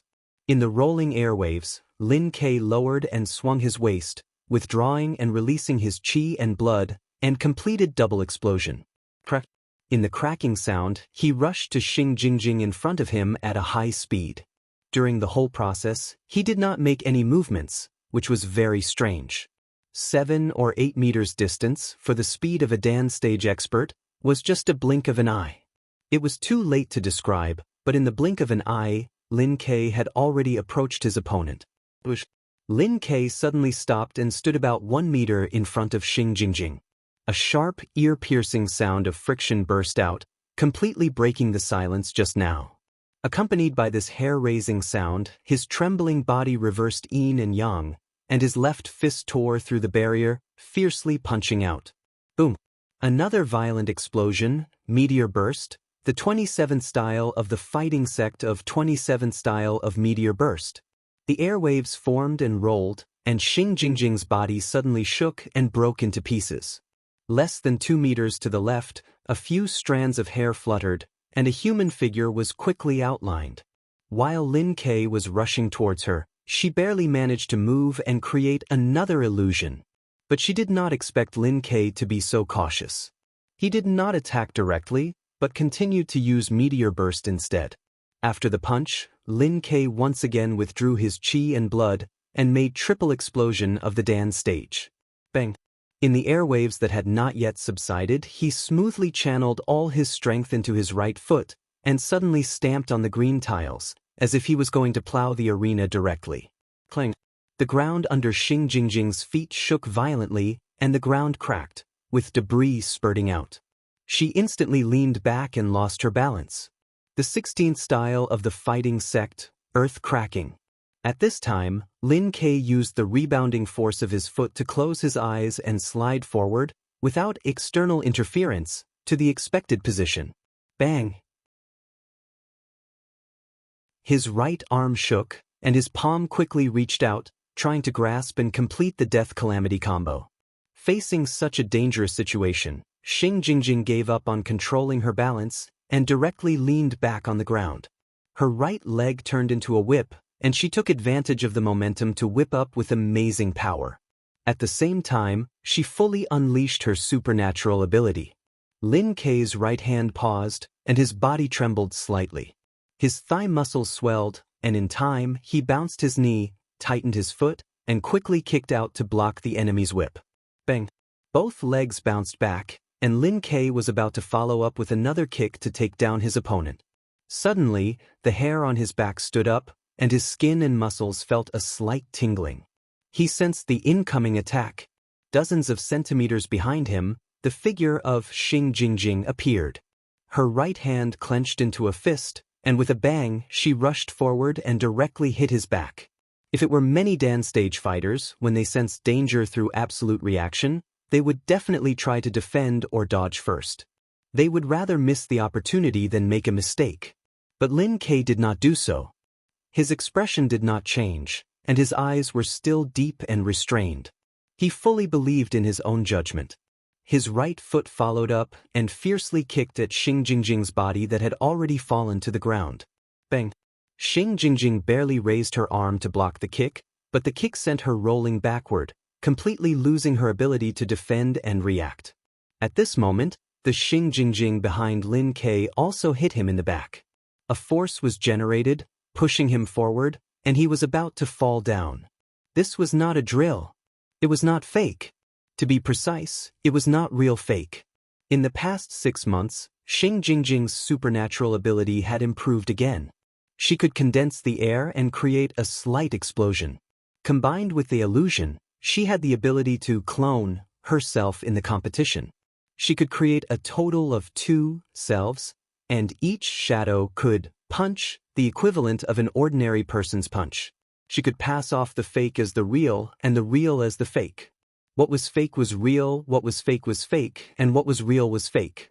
Usually, Lin Ke would not pay attention to such an attack. But at this moment, the low kick made him lose his balance. His chi and blood quickly flowed back. His right foot lightly touched the ground, and Lin Ke used force concentration to maintain his body. At this moment, Xing Jingjing was still rolling and could not seize the opportunity to stand up. Bang! Using his Dan force, Lin Ke stepped on the ground and jumped out. However, he did not attack Xing Jingjing, who was rolling. Instead, he moved slightly to the side. Bang! He stretched his body and knocked sideways. Suddenly, a staggering figure was knocked out of the void. It was Xing Jingjing. The moment Lin Ke lost his balance, she created another illusion to cover herself and stood up like a carp. While staggering, Lin Ke took a big step forward. His shoulders exploded, his arms shook, and his palms stopped beside Xing Jingjing's temples. The referee glanced at him and confirmed the authenticity of the illusion. He announced loudly, "Round 4, Lin Ke wins." The final result, Songqing University Martial Arts Club wins. In Huahai's seat, and Chaoyang laughed in a low voice. He looked a little disappointed. Piao Yuan clenched his fist and hit his bald head. Losing to Songqing University meant that they only had one way left, which was to fight with Shanbei, the capital, or Guangnan. In the arena, Xing Jingjing was stunned.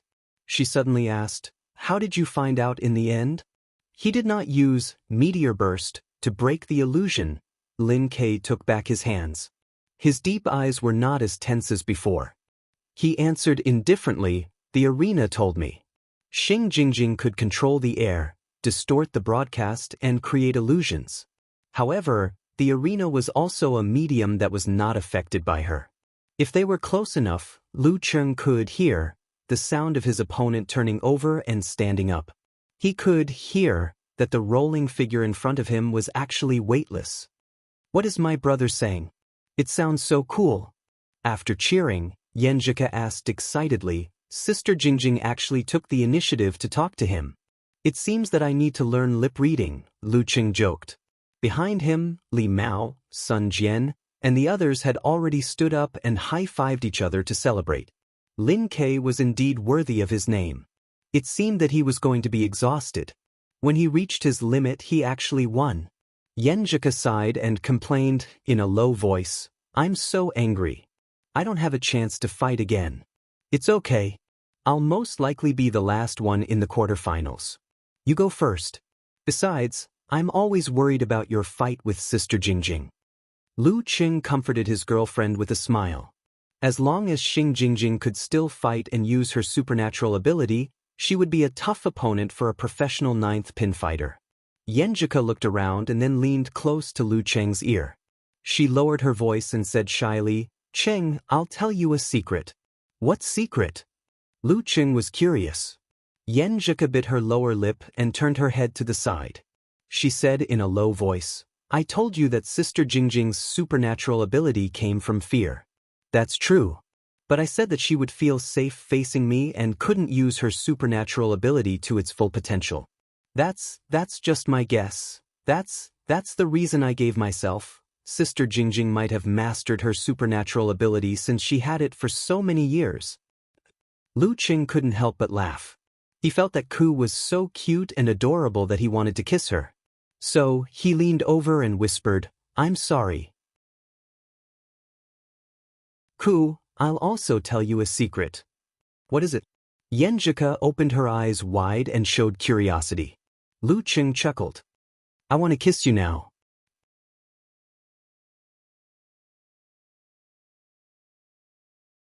Chapter 385. Hearing this secret from her boyfriend, Yenjika was obviously stunned for a moment. Then she squinted her eyes at him, feeling both angry and amused. She mouthed, "Hooligan. Why is Chung flirting all of a sudden? It's so embarrassing to do that in front of so many people. Could it be that it was just like what was written in the books, that men would become more excited after a fierce fight, and their hormones would also increase?" While Yenjika was seriously thinking about the academic problem, Lu Cheng added with a smile, "I'm so attracted by the little fairy who is giving me courage. I want to kiss you so much." Oh, Yenjika suddenly understood. She felt shy and happy. She glanced at him and said with a smile, "Then you can think about it." "Just think about it?" Lu Qing couldn't help but laugh when he heard this. He almost couldn't help but steal a kiss. However, when he quickly looked around, he found that all the cameras were aimed at him. They were taking pictures of the winner, so he had to force himself to hold back. In the seats of the martial arts club of Huahai University, and Chaoyang looked at the depressed Piao Yuan and the others and then looked at Xing Jingjing, who was walking back with her head down. He sighed and clapped his hands. He forced a smile and said, "Why do you look like we've been eliminated?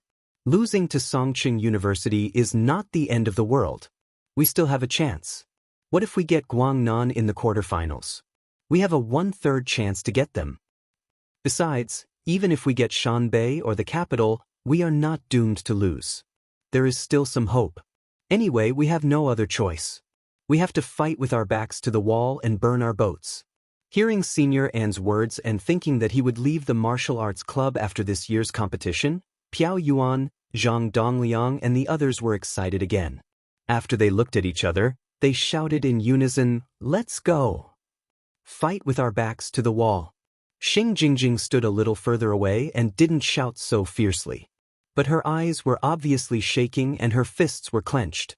In the live broadcast room, the host Lu Chang said with emotion, "Congratulations to Songqing University for making it to the quarterfinals. I also wish Huahai University a bloody road and go further. This is martial arts. Everyone is growing. No one will be treated with respect just because they won the championship." Chen Sansheng also sighed.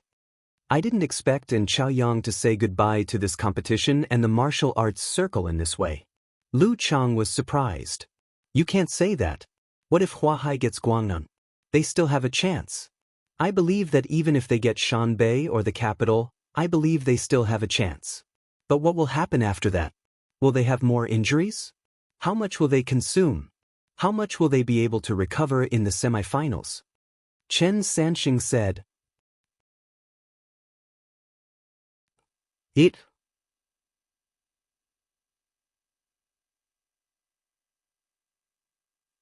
Hearing this, Chen Sansheng smiled bitterly. "I want to tell you the truth. Although this may hurt the feelings of the students of Huahai, the truth is the truth. Huahai has done a good job in building the echelon. Strong martial artists have appeared one after another. However, there is a saying that goes, 'Born at the wrong time.' Peng Liyun and Ren Li are only juniors. Lu Cheng and Lin Ke are only sophomores. For Piao Yuan, Xing Jingjing and Zhang Dongliang, they were born at the wrong time. If it were a few years ago or a few years later, they would have enough strength and qualifications to become shining stars in the martial arts circle in the university. But in recent years, the 9 sons have been competing with each other. There is no room for them to shine." Lu Chang sighed. "This reminds me of a saying. Forget it. I won't say it. Of course, one's destiny depended on one's own efforts. However, one also had to consider the course of history. Piao Yuan and Xing Jingjing had encountered a very good but also very cruel era. Fortunately, there were people to compare with, to be role models, to pass on their experiences, and to sharpen their skills. The university martial arts circle was on the rise. Many martial artists who originally had no hope of entering the professional competition were stimulated and gained a lot. They improved by more than one step and thus changed their fate. The cruel thing was that they were always a foil. Well, no matter what, I wish Fu and Chaoyang the best. I wish him to create more glory on the road of life," Chen Sansheng said sincerely. Chen Sansheng said sincerely, and the combination of Lu Cheng and Lin Ke has fully demonstrated their strength. They are the real favorites to win the championship, the 3rd favorite after Shanbei and the capital. Lu Chang chuckled and said, "I can't wait to know the situation of the draw for the top 8. That would determine the matchups of the semifinals. Just thinking about it made one's blood boil. We have to wait for 2 days. Anyway, congratulations to Songqing University for being the first in the group and entering the top 8. Chen Sansheng clenched his fist and waved. "And Lu Cheng deserves the title of Heavenly Son." In Lu Cheng's fan forum, Eternal Nightfall, Yen Shaoling posted a celebratory post. The battle of writing the fame. Before she could get to the sofa, Brahmin sent a firecracker emoji. Win, win, win. Can't you post more thoughts? All the good names are taken by dogs, replied with the same emoji. Win, win, win, win. Double. At upstairs, I've helped you press the coffin of your math teacher, Unparalleled Dragon King joked. Yan Shaoling made a cough emoji. Quiet, quiet. Everyone quiet down. Those who drive cars and dance, calm down. Let's ask the frontline cat reporter, Little Gao, to send a first-hand report. Oh, I'm so excited that I'm hungry. I have to think carefully about what to eat in the dormitory. Don't you know how to order takeout? Road to the arena asked in surprise. I have to go get takeout. Yan Shaoling expressed that she was lazy. I don't understand teenage girls like you. Road to the arena sent a sigh emoji. At this time, many cats posted a post. Lu Cheng and Lin Kei just finished the post-match interview and went into the bathroom to take a shower. Along with the shower, a song floated out. The mountain road here has 18 bends. I'll tell you who sang it. I'll keep it a secret for Lu Cheng, who doesn't want to reveal his real name. Otherwise, he'll be beaten up. In the previous interview, Lin Kei only used 3 words to answer all the questions. Yes, no, that's a new record. To be honest, I really miss his interaction with reporter Shu. Coach Shi is on the phone with someone. He's beaming with joy and holding his head high. Senior Yen is playing with her phone with a beautiful smile. Maybe she's peeking at you guys. She has a special ointment beside her. She's waiting for Lu Cheng to come out and show off his love. Don't ask why cats have dog eyes. Senior Sun Jian and Senior Li Mao are excitedly discussing the possible opponents for the quarterfinals, who will be on the field, and how to use the broadcasting bonus. The National University Martial Arts competition attracted a lot of attention. The copyright fee was more than the professional preliminaries. The teams that didn't make it to the quarterfinals would be able to cover their expenses such as air tickets, accommodation, and food. Once they made it to the quarterfinals, they would get more money. As for how much they would get, it would depend on their final ranking. After talking about them, what about you? Asked Unparalleled Dragon King, with a snicker emoji. Many cats replied, blushing expression, I'm organizing my shopping cart. I'm just waiting for the money. After the competition, in order to celebrate the first place in the group and to prepare for the quarterfinals, Geezer sure waved his hand and announced that tomorrow was a holiday. Everyone could relax. Tonight, they would eat crayfish for supper. After eating and drinking, it was almost 10:30 p.m. Lu Cheng stood at the door of Yenjika's room and said goodnight to her. The short noise from before was still echoing in the hallway. Talker didn't come up? Yenjika asked casually, as if she didn't want to go back to her room. His girlfriend is coming to visit. He has to kneel at the door and wait. Lu Cheng teased little Ming. After chatting for a while, Yenjika looked at her watch and smiled. Why aren't you sleeping? The effect of sedative fluid is not as good as deep sleep. Okay. Lu Cheng rubbed his swollen temples. Seeing other people passing by in the hallway, he calmed down and waved goodbye. When he was about to turn around, he saw Yenjika turn her head and look to the side. She said in a very low voice, "Didn't you say you want to kiss me?"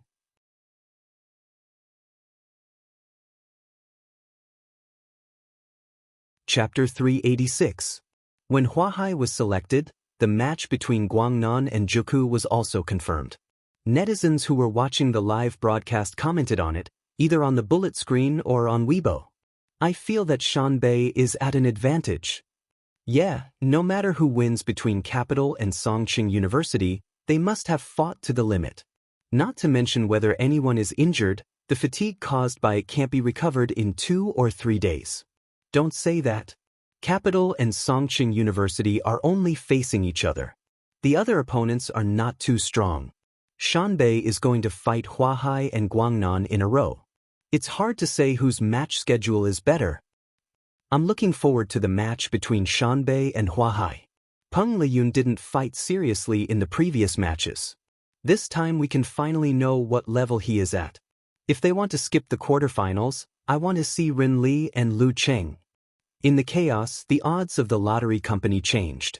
Shanbei's odds were lower, indicating that people were more optimistic about them. Capital and Songqing University's odds were higher, but they were still lower than Guangnan's. Huahai's odds had skyrocketed, and they were no longer the favorite to win the championship. Everyone's expectations and predictions could be seen from a narrow view of the Big Leopard. At 10:20 that night, Lu Cheng watched the recent matches of Jinfeng University Martial Arts Club in Yenjika's room and browsed through the latest comments and analysis. Then he was driven out by the girl and went back to his room. After washing up and lying on the bed, Lu Cheng tossed and turned, unable to fall asleep.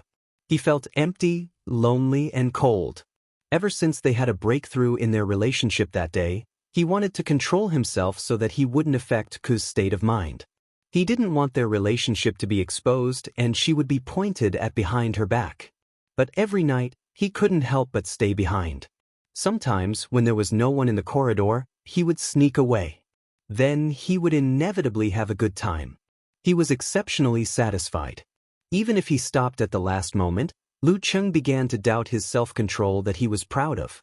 Why did he insist on getting up at 5:30 every day to do morning exercises, to abstain from smoking and drinking, and to do so many things? Why couldn't he control himself when it came to Little Fairy? Maybe it's because Ku's charm is too great. Maybe it's because I like her too much. Lu Cheng's thoughts drifted, and a smile unconsciously appeared on his face.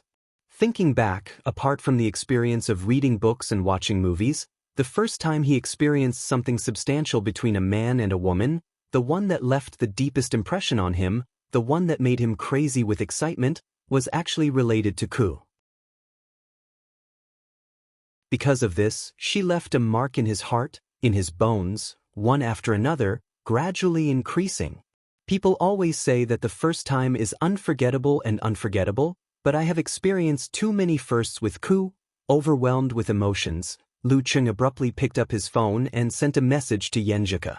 I'm thinking that my first love is you. How nice. Yenjika didn't need to get up early at 5:30. She was browsing the forum on her phone when she suddenly saw the message. She couldn't help but purse her lips. She was surprised, happy, and a little smug. She typed quickly and replied to Lu Cheng's message. It's already past time. Why aren't you sleeping? Don't think that you can make me dizzy just because you suddenly say some words of love. I can't sleep without my little fairy hugging me. Lu Cheng pretended to be pitiful and said.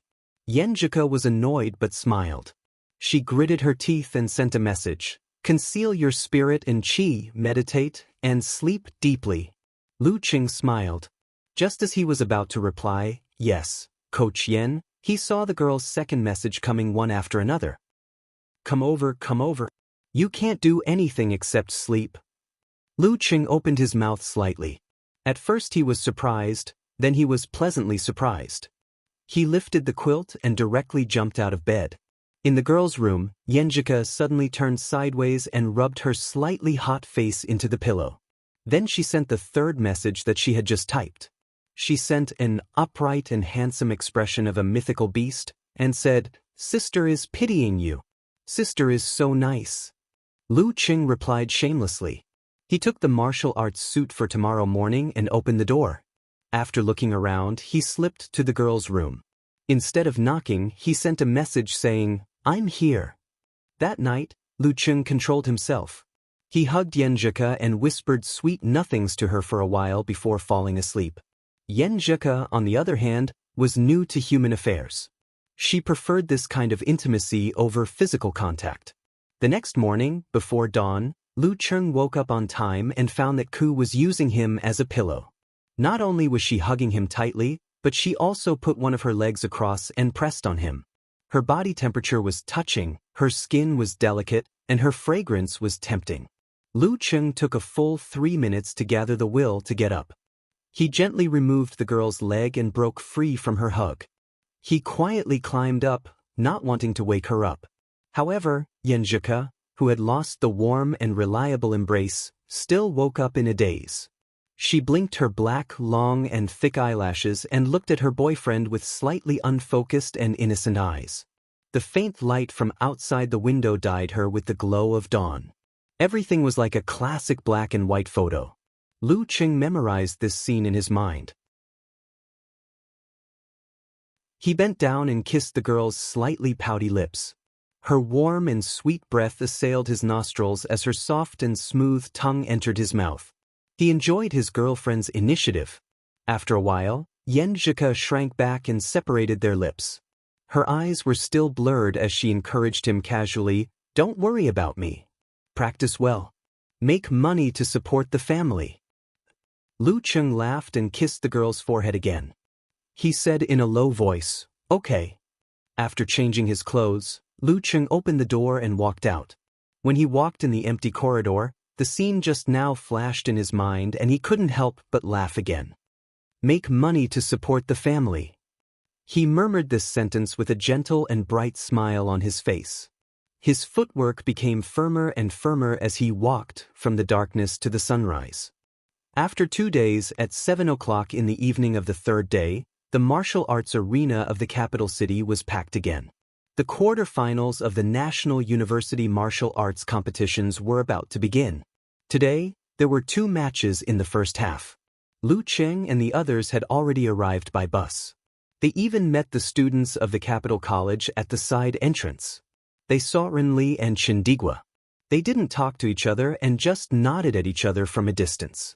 Every time I see Renli, I feel incredible.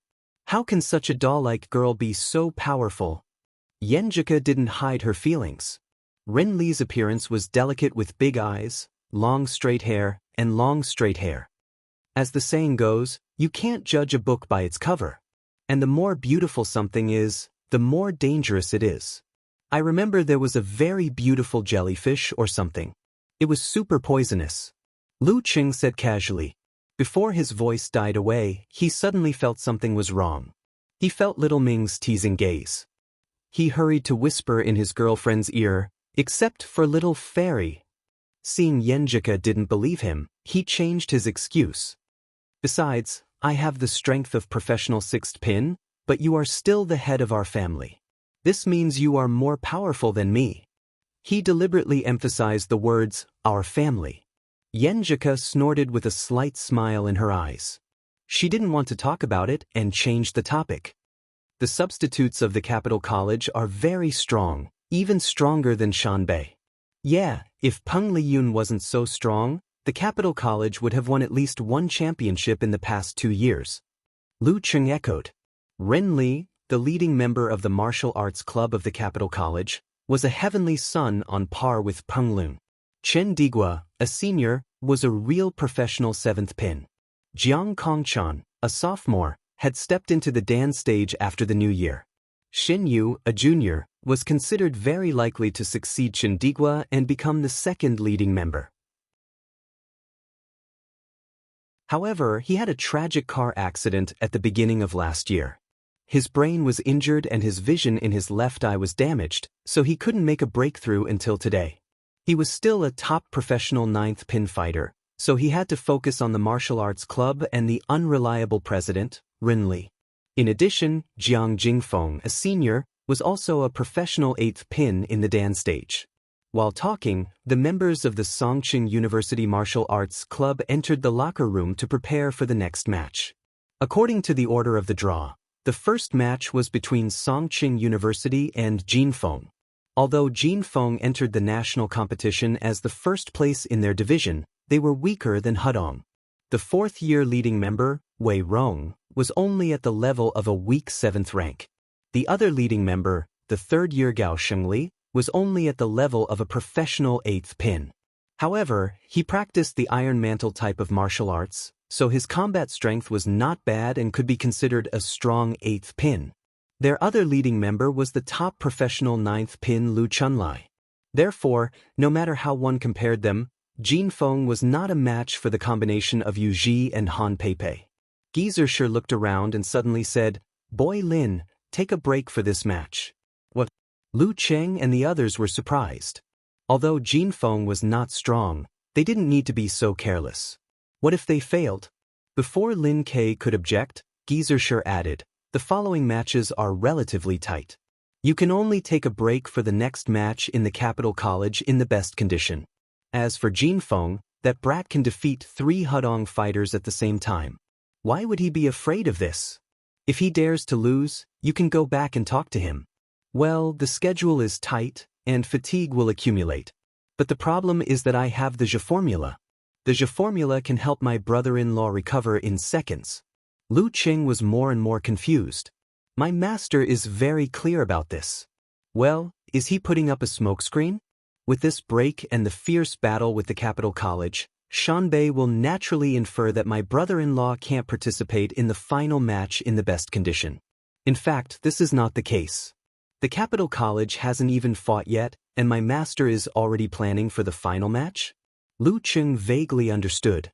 He glanced at Yenjika and found that she was thinking about something while Lin Kei remained silent. Geezer sure saw this and said with a smile, Jin Feng won't have any hope of defeating us. They will try to let their leading members play more matches. We will do the same. Brat, you take the field. Kai Zhongming, you go first, Li Mao second. Me! Little Ming pointed at himself in surprise and joy.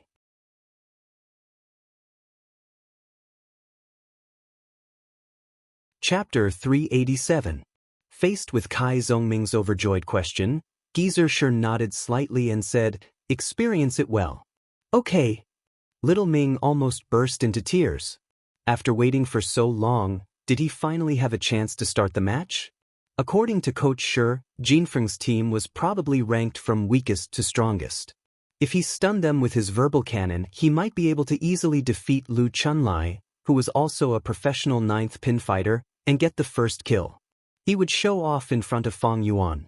Lu Qing saw that Yenjika was a little disappointed, so he secretly pulled her hand and said in a low voice, he wants you to prepare for the capital with all your strength. To challenge the capital, it was impossible to rely only on himself and his brother-in-law. The other team member had to fight to the limit to have a chance of winning. And among all the substitutes, Ku was still the strongest.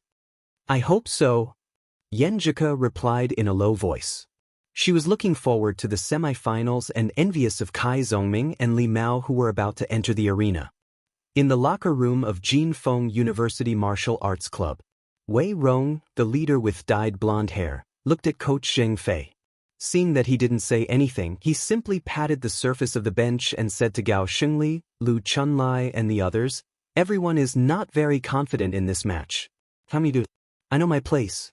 Anyone with eyes can see the performance of Lu Cheng and Lin Quebec. Since that's the case, let's not think about miracles. Let's just set a small goal. Gao Xingli's skin was dark and his whole body seemed to be made of iron. After hearing Wei Rong's words, he asked doubtfully, what small goal? At this time, Zheng Fei, who had the temperament of a scholar, smiled and said, Songqing University will most likely let one of their substitutes fight first to train and accumulate actual combat experience. Then it will be Lu Cheng. He will try to defeat us in one go and not let Lin Kei fight. He will save his strength to face the capital.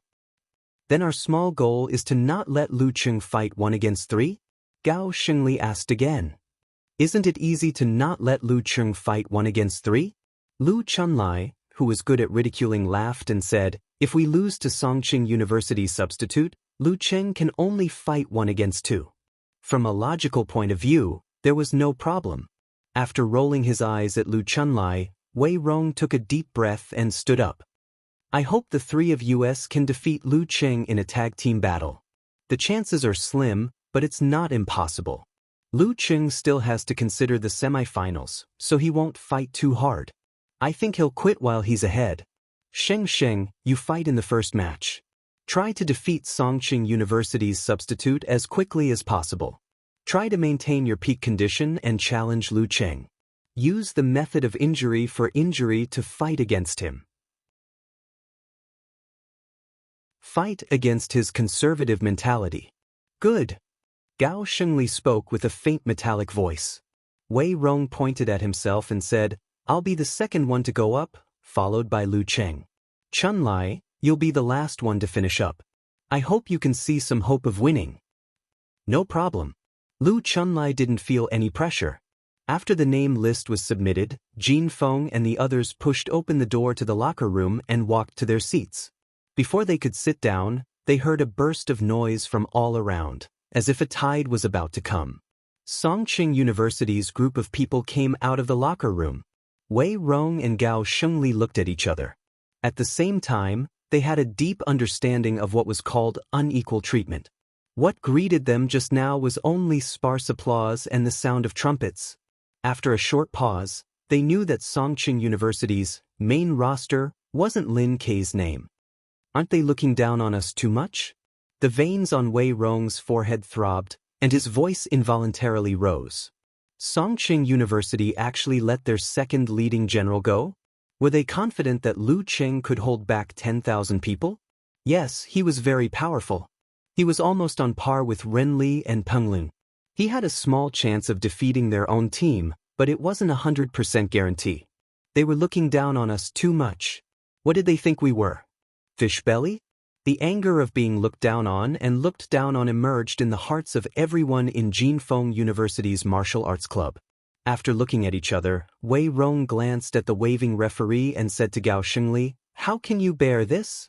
Jinfeng City was the location of the Guanwei League, and the martial arts atmosphere was very strong. Men had the concept of losing, but not losing. Gao Shengli clenched his teeth and replied, "Then go fight. Then go all out. Finish the first two as soon as possible." Wei Rong clenched his fist and shook it. Gao Shengli's iron mantle technique was more suitable for bullying the weak. With him as the vanguard, it was just right.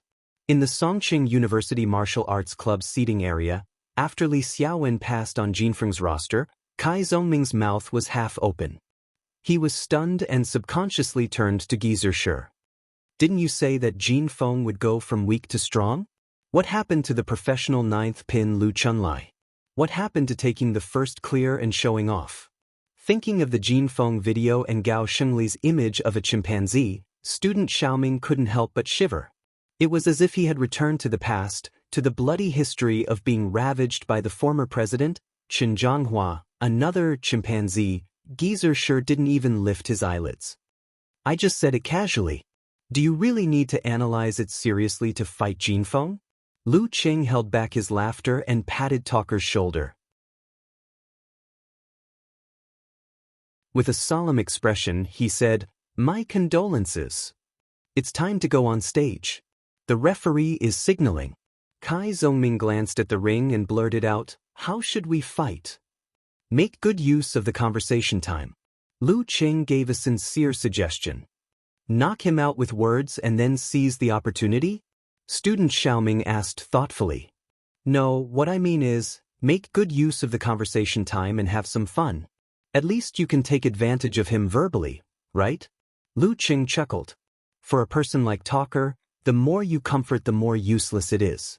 Just a few words of sarcasm is enough." Kai Zhongming was like a terminally ill person who heard the doctor's advice to eat more good food. His heart went cold and he felt less burdened. He looked at Lu Qing with disdain.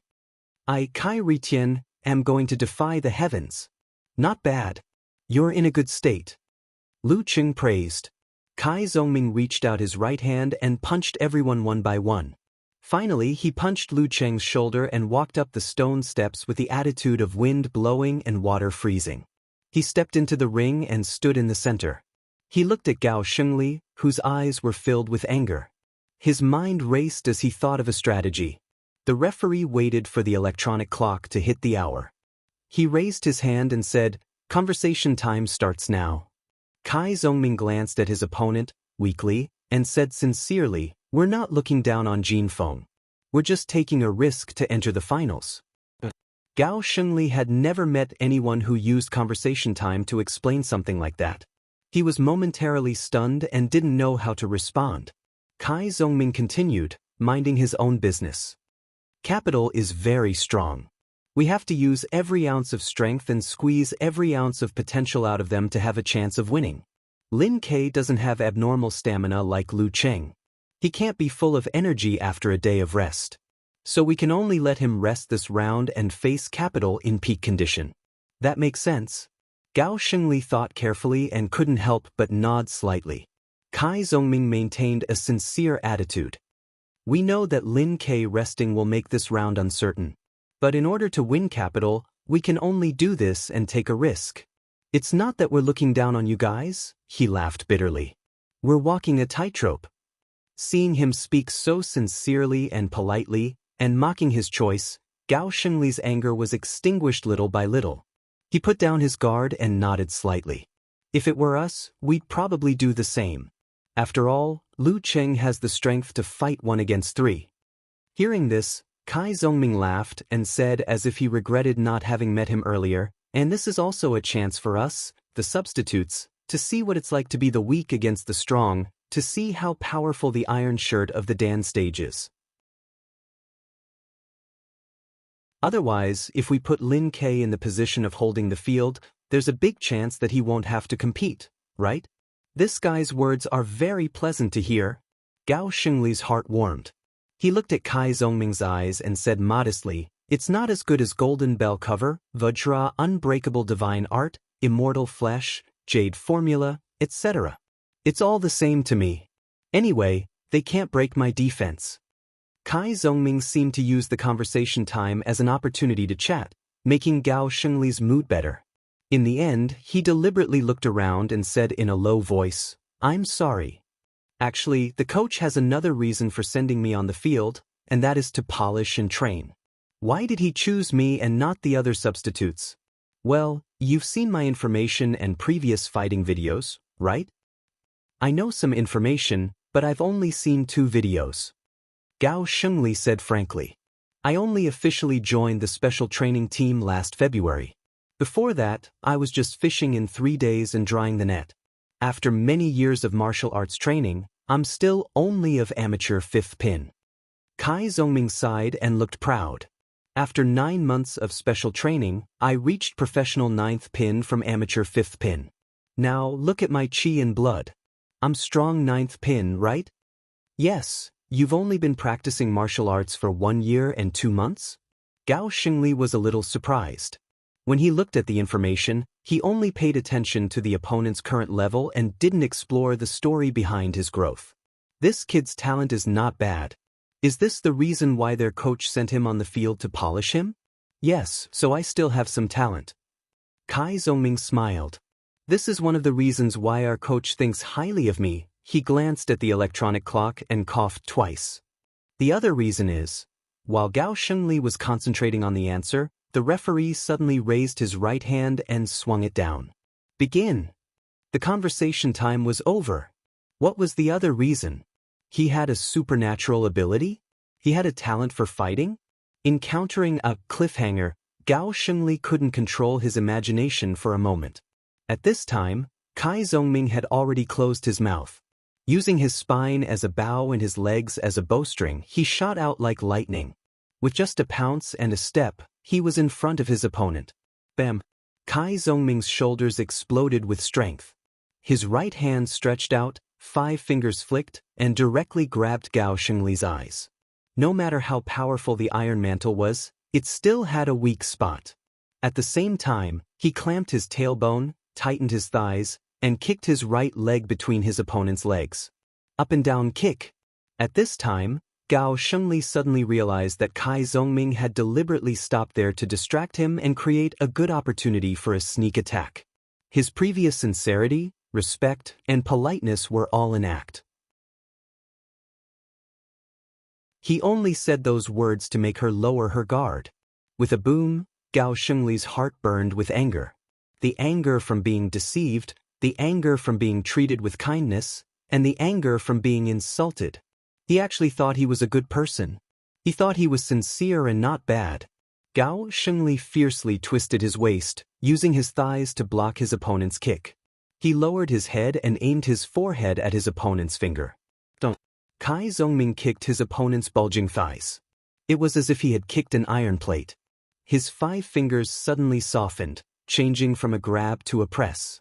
After pushing Gao Shengli's forehead, he used the force to rebound and quickly retreated. The angry Gao Shengli didn't even think about it. He gathered his chi and blood, exploded his dantian, and with a crack, fiercely pounced on his opponent. Kai Zongming had just stabilized his footing and had already flicked his spine, forcibly changing his direction. He narrowly avoided his opponent's fierce pounce. Of course, his opponent was still in front of him. When he was on the stage, he had already thought it through. It was impossible for him to win against an 8th pin Dan stage martial artist with Iron Mantle. Therefore, his goal was to exhaust most of his physical strength.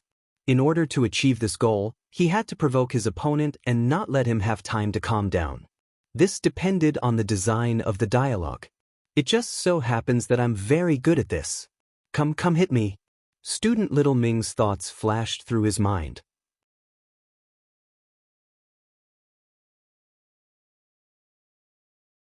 Chapter 388. Bam. Just as Kai Zhongming dodged the fierce attack, Gao Shengli used the rebounding force to turn around. He twisted his waist and threw out a punch. Although he was angry, he still had the most basic understanding.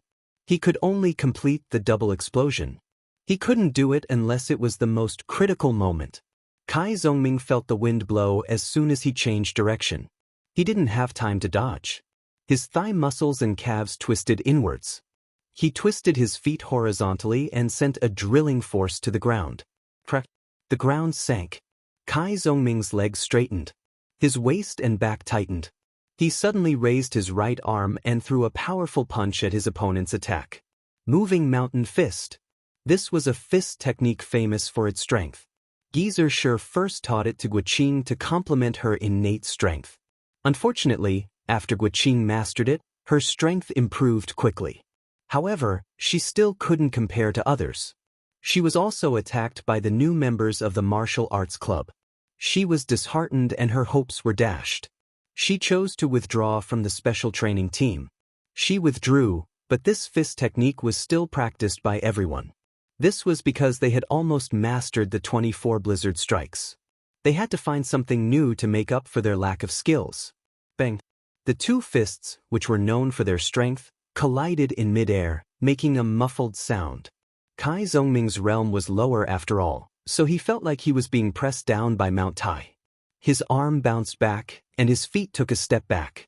He had to use this to reduce his strength. Otherwise, his stance would be broken. Crack! Where he landed, a spider web spread out and formed. Good retreat. Gao Shengli gritted his teeth and shouted. In order to seize the opportunity, he didn't have time to stop. He pushed his right foot and leaned to one side. He immediately rushed forward aggressively and exploded the airflow.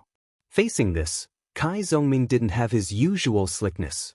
He knew that since ancient times, there was only one way. He quickly gathered his courage and advanced instead of retreating. He just landed on the ground with his right foot. His ankle shook, his leg straightened, and his fascia tightened. He drove his body to one side and rushed forward like lightning. Bang! The two bodies collided in a very short distance. Shoulder to shoulder, arm to arm. Open! Gao Shengli roared. His iron-like muscles swelled, and he directly knocked Kai Zhongming back. Comparing strength with mine, you are still far from it. Thump, thump. Although Kai Zhongming was retreating, he had neutralized most of his opponent's strength by attacking without dodging. He retreated in an orderly manner. As soon as Gao Shengli succeeded, he immediately slid forward and attacked the enemy continuously. While he was down, he would take his life. Kai Zhongming took 2 steps back. Seeing the opponent coming at him, his heart tightened. He couldn't care about anything else. He bent his waist and pulled back his arm, making a backhand flip. Put, put. When he did a backflip, he raised both his feet and kicked the area between the enemy's legs. Gao Shengli was in too much of a hurry, so he didn't have time to change directions. He could only pause to one side, letting the wind blow past his crotch. Then, he regained his momentum and closed in on his opponent. Kai Zhongming, on the other hand, did a backhand flip to catch the falling bullet. His body shot out horizontally, narrowly avoiding the chain of attacks and once again pulling apart the distance between them. In this exchange, Gao Shengli had many better choices. But in his impatience, the faster he wanted to win, the harder it was for him to win. Student Little Ming, who had dodged a bullet, didn't forget his own expectations. While he was busy, he raised the corner of his mouth, revealing a deep mocking smile. Stupid beyond cure.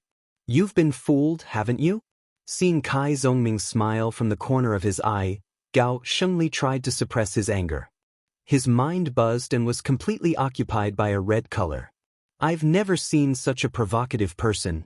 But, with a crisp shattering sound, Gao Shengli withdrew and released his qi. His two thighs suddenly became thick and strong. His whole body was covered with a strong wind. With a whoosh, he was in front of his opponent. In a flash, Kai Zhongming slid forward and dodged the front. But Gao Shengli did another force concentration. His qi and blood exploded. His left leg swelled and violently kicked out. Double explosion. Right now, there was only one thought in his mind. If I can't beat you in a few moves, then it's my loss. Gao Shengli's side kick was fast and fierce. Kai Zhongming was powerless to dodge. He quickly lowered his center of gravity, shook his arms, and blocked in front of his lower abdomen. Bang! With one kick, under the brute force of the dance stage explosion, Kai Zhongming's stance fell apart and his body flew out. Thump thump thump. Without waiting for him to land, Gao Shengli rushed up in a few steps. He swung his shoulders, stretched out his right hand, and grabbed his shoulder. He pulled it back and bent his elbow upward. At this moment, the referee extended his palm and blocked his elbow joint. He used his strength to separate the two people. Then he raised his right hand and loudly shouted, "First round, Gao Shengli wins." Hearing this, Gao Shengli was delighted. He felt that he had won back some face. He didn't need many moves to defeat that hateful guy. But after he came to his senses, he suddenly felt that something was wrong. Relying on his iron shirt's ability to resist attacks, relying on the various advantages of the dance stage, and not using force concentration, he had a high chance of defeating his opponent. But now, not only did I use the dance stage explosion, I also used double explosion. What was I doing just now? Seeing the change in his expression, Kai Zhongming felt a lot better. He felt that although he didn't show off, he had completed his IQ and verbal superiority. He had won in another way. He exhaled, hummed a little song to himself, and was about to turn around and leave the arena. At this time, Gao Shengli, who was in front of him, opened his mouth and asked, "What's the second reason?" Regarding this matter, he had always been brooding. He was eager to know the answer. No matter if the other party was lying to him or if there was a real reason, there had to be an explanation. Otherwise, it would be like a bad ending in a novel or a TV series that was cut in half. Kai Zhongming was startled. His eyes flashed a few times. He imitated someone and smiled. "It's a secret. Personal secret, no comment." Gao Shengli glared. If the referee hadn't blocked in front of him, he would have pounced on him. Kai Zhongming laughed secretly. He leisurely walked down the stone steps and returned to the Songqing University Martial Arts Club seats. Seeing this, Li Mao stood up abruptly. There was only excitement in his eyes, no sign of nervousness. That was because he had Lu Cheng as his solid backing. Suddenly, Geezer Sher tilted his head and reminded him with a smile, "When you enter the arena, you can walk a little slower." Walk a little slower? Shouldn't he enter the arena as soon as possible and not give Gao Shengli more time to recover? Li Mao was puzzled and asked, Why? Think about it yourself. It depends on your understanding." Geezer Sher kept him in suspense. Li Mao frowned and walked forward. He forgot to bump fists with Lu Cheng and subconsciously followed the coach's instructions and slowed down. When he met Kai Zhongming halfway and saw the other party's right hand, he put away his doubts and asked curiously, "What did you just say? Why is Gao Shengli so angry?" Clap. He and Little Ming high-fived. Hee, this is not something that can be explained in 2 or 3 sentences. I'll tell you later. Kai Zhongming smiled proudly and didn't look depressed. Senior Li Mao, hurry up. He's depressed because of what I said. There's still a lot of anger left. Okay. Li Mao had just answered when he suddenly remembered Geezer Sher's instructions. This was completely opposite to Kai Zhongming's suggestion. Walking a little slower is to give Gao Shengli time to calm down? When he's no longer angry and has time, he should reflect on the battle just now, right? After reflecting on it, would he subconsciously make the opposite choice of fighting style? This is very likely. When normal people encounter similar situations, they will most likely do the same. After all, when things reach an extreme, they will only do the opposite. Once bitten, twice shy.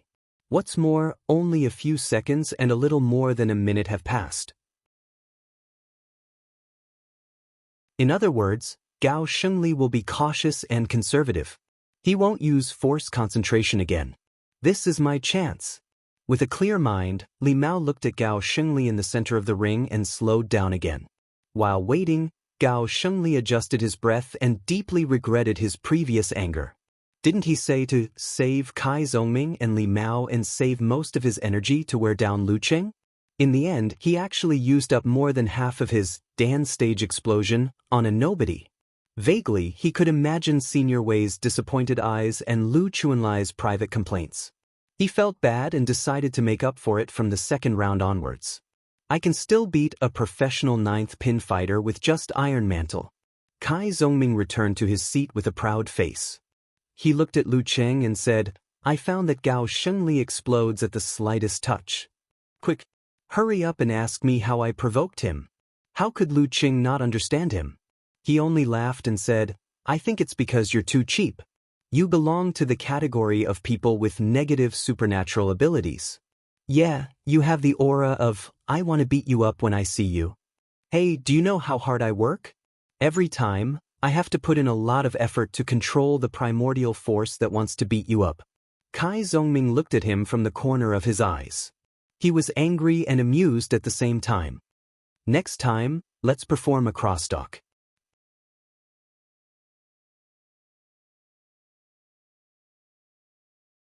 Chapter 389. Army. The deep voice echoed in Wei Rong's ears. Wei Rong suddenly felt that the surroundings were filled with smoke and the atmosphere was tragic. It was as if he was ambushed from all sides. Moreover, there was a sharp blade on his neck. The sharpness penetrated through his body, causing goosebumps to appear on his skin. Just as he was about to lose his mind, Lu Cheng's qi, blood, spirit, and force reverberated, contracted, and then burst out. With a quick pounce, he crossed the distance of 7 to 8 meters and arrived in front of Wei Rong. He then raised his arm and made a downward slashing motion. In his mind, there was a surging river that froze everything. Even the waves that contained powerful kinetic energy were frozen in midair. Bam! The thunderclouds shook. Lu Cheng threw a punch. Severe warning. Only then did Wei Rong manage to recover from his fear. He saw a fist with white and black colors growing bigger and bigger. It quickly occupied his vision and the whole world in front of him. Not good. He didn't have time to dodge or make a Dan stage explosion. He could only pull his fascia and raise his arm to block. Bam! Wei Rong's arms were cold. His mind was frozen and his vision went black. By the time he broke free from his shock and saw another color, thoughts like, I'm done for, and I need to run, sprang up in his mind. However, he realized that Lu Cheng had already taken a step back. With his hands behind his back, he looked calmly at the referee. The referee raised his right arm and announced the result. Round 4, Lu Cheng wins. Lost? Just like that? Even if he didn't have any hope of defeating Lu Cheng, Wei Rong didn't expect to be defeated at the beginning of the match. This was a crushing defeat that he had never experienced before. Even when he fought against an 8th pin fighter of the professional 9th pin, he had never encountered such a thing. His face burned and he wished he could find a crack to hide in. In the battle just now, Lu Cheng was like bullying a primary school student. Yes, I am that primary school student. He didn't even have the chance to do anything before he lost. In the live broadcast room, Lu Chang was stunned at first. Then he couldn't help laughing. He glanced at Chen Sansheng and said, How many seconds did it take? Well, not counting the time when Lu Cheng stepped back and waited for the referee to announce the result, it was more than 2 seconds, less than 3. Chen Sansheng wanted to laugh but couldn't. He had predicted that Lu Cheng would win quickly, but who would have thought that he would be so fast? That was a weak 7th pin fighter. If it was a life-and-death battle, he would lose a life in 2 or 3 seconds. Lu Chang echoed and sighed with emotion. Finally he asked, Wei Rong is not that weak. In terms of cards, he should be able to fight with Lu Cheng for more than 10 moves. How could he be defeated so easily? Chen Sansheng thought for a moment. It's a matter of mentality. Let's put it this way. After the first round, Gao Shengli and Wei Rong's mentality will collapse. In the beginning, they probably didn't have much hope. In this state, they couldn't play to their best level, but they wouldn't be affected by pressure. When they found out that Songqing University didn't put Lin Ke in the lineup, Jin Feng was angry at being looked down upon and wanted to fight. But to fight, they needed Gao Shengli, who was in the starting lineup, to quickly defeat Kai Zongming and Li Mao and try to fight Lu Cheng with 3 people. Only then could they see a glimmer of hope. In the end, I'm not a lip-reading expert. I don't know what Kai Zongming said in the first round, but in short, Gao Shengli was enraged. He used all his strength and defeated his opponent in a few moves. It was a refreshing win, but the consumption was definitely beyond his expectations. In the second round, he still had some hope. Relying on his iron shirt, he didn't want to use force concentration so easily. Who knew that he would be injured, but he still fought with Li Mao. At that distance, in that kind of situation, even if Gao Shengli had absolute reaction, it was too late. In this match, Gao Shengli underestimated his opponent and was conservative. It's very appropriate to use an idiom to describe it. That is, he didn't know when to advance or retreat, so he lost his level. Lu Chang listened thoughtfully. So, in a martial arts competition, mentality is a very important factor? That's right. Otherwise, why set up a dialogue time? Some martial artists are good at creating momentum and attacking the opponent's mind. They can make the opponent angry, depressed, or scared, and can't perform at least 50 to 60% of their level. Isn't there a saying in the art of war? Also, that couplet also says that those who can attack the heart will be destroyed by turning around. Chen Sansheng smiled and dropped his bag. Gao Shengli was angry in the first round. He made one wrong move, and then all the other steps were wrong. In the second round, he was at a loss, and his mentality completely collapsed. Don't think that he lost the match. In fact, he still has a lot of fighting power. Lu Chang thought for a few seconds and said doubtfully, I'm not surprised that Gao Shengli lost. In the second round, he was at a loss, and there was obviously a problem. He didn't perform as well as he should have. But what does this have to do with Wei Rong? Once Gao Shengli lost, he wouldn't have any more hope, right? Under such circumstances, his mentality was enough to support him to enjoy the match. Why would he collapse? As long as one was human, there would be times when they didn't perform well, and dance stage experts were no exception. When there was a problem with their mentality, or when they accumulated too much fatigue, similar things could happen. Otherwise, in the Warrior Sage Challenge tournament, the top professional 9th pin fighters wouldn't have had to worry about fighting. It's a bit of an exaggeration to say that Wei Rong's mentality collapsed, but he definitely didn't enjoy the match. Chen Sansheng paused and said, It's okay if there's no hope. Once there's hope and then it's destroyed, it's inevitable that people will feel depressed. It's inevitable that they want to leave the situation as soon as possible, so they don't have the will to fight and have a fearful mentality. I've told you before that dance stage experts use willpower to control the spirit and communicate with the core of the body. Willpower can be reflected in the body's momentum. The higher the level, the stronger the willpower, and the stronger the momentum. And then there's the confrontation of momentum. Lu Chang was quite familiar with this kind of dance stage general knowledge. Yes, it's not obvious when one is at 7th or 8th pin, but at 6th pin level, momentum is enough to affect the opponent's spirit. Do you remember the match between Lu Cheng and Chaoyang? I was referring to this when I said that they were evenly matched in the fight of momentum. This is also one of the uses of the conversation time. Chen Sansheng explained in detail, once there's a flaw in one's mentality when facing a mighty ones of this level, the opponent will definitely take advantage of it and directly suppress the spirit with momentum. Lu Chang nodded slightly and said, No wonder there's such a thing as psychological trauma. Normal people will be affected by psychological trauma. If a martial artist is suppressed by momentum like this, the result can be imagined. Wei Rong is in a similar situation. His cowardice and lack of fighting spirit were caught by Lu Cheng. Under the pressure of momentum, he immediately lost his composure. After that, the army formula attacked, the Dan stage exploded, and the ice sect simplified physical invulnerability control. Once this set of combo moves was used, he could only wait for his head to be harvested. Chen Sansheng glanced at the screen and stopped talking in time. In the seats of the Jinfeng University Martial Arts Club, Lu Chuanlai's eyebrows twitched when he saw that Wei Rong, the club president, was defeated in a few seconds. He said to Coach Xing Fei in embarrassment, "Can I give up?"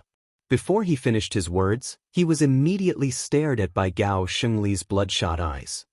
"Ha, I'm just kidding. If you lose in the arena, you're a man.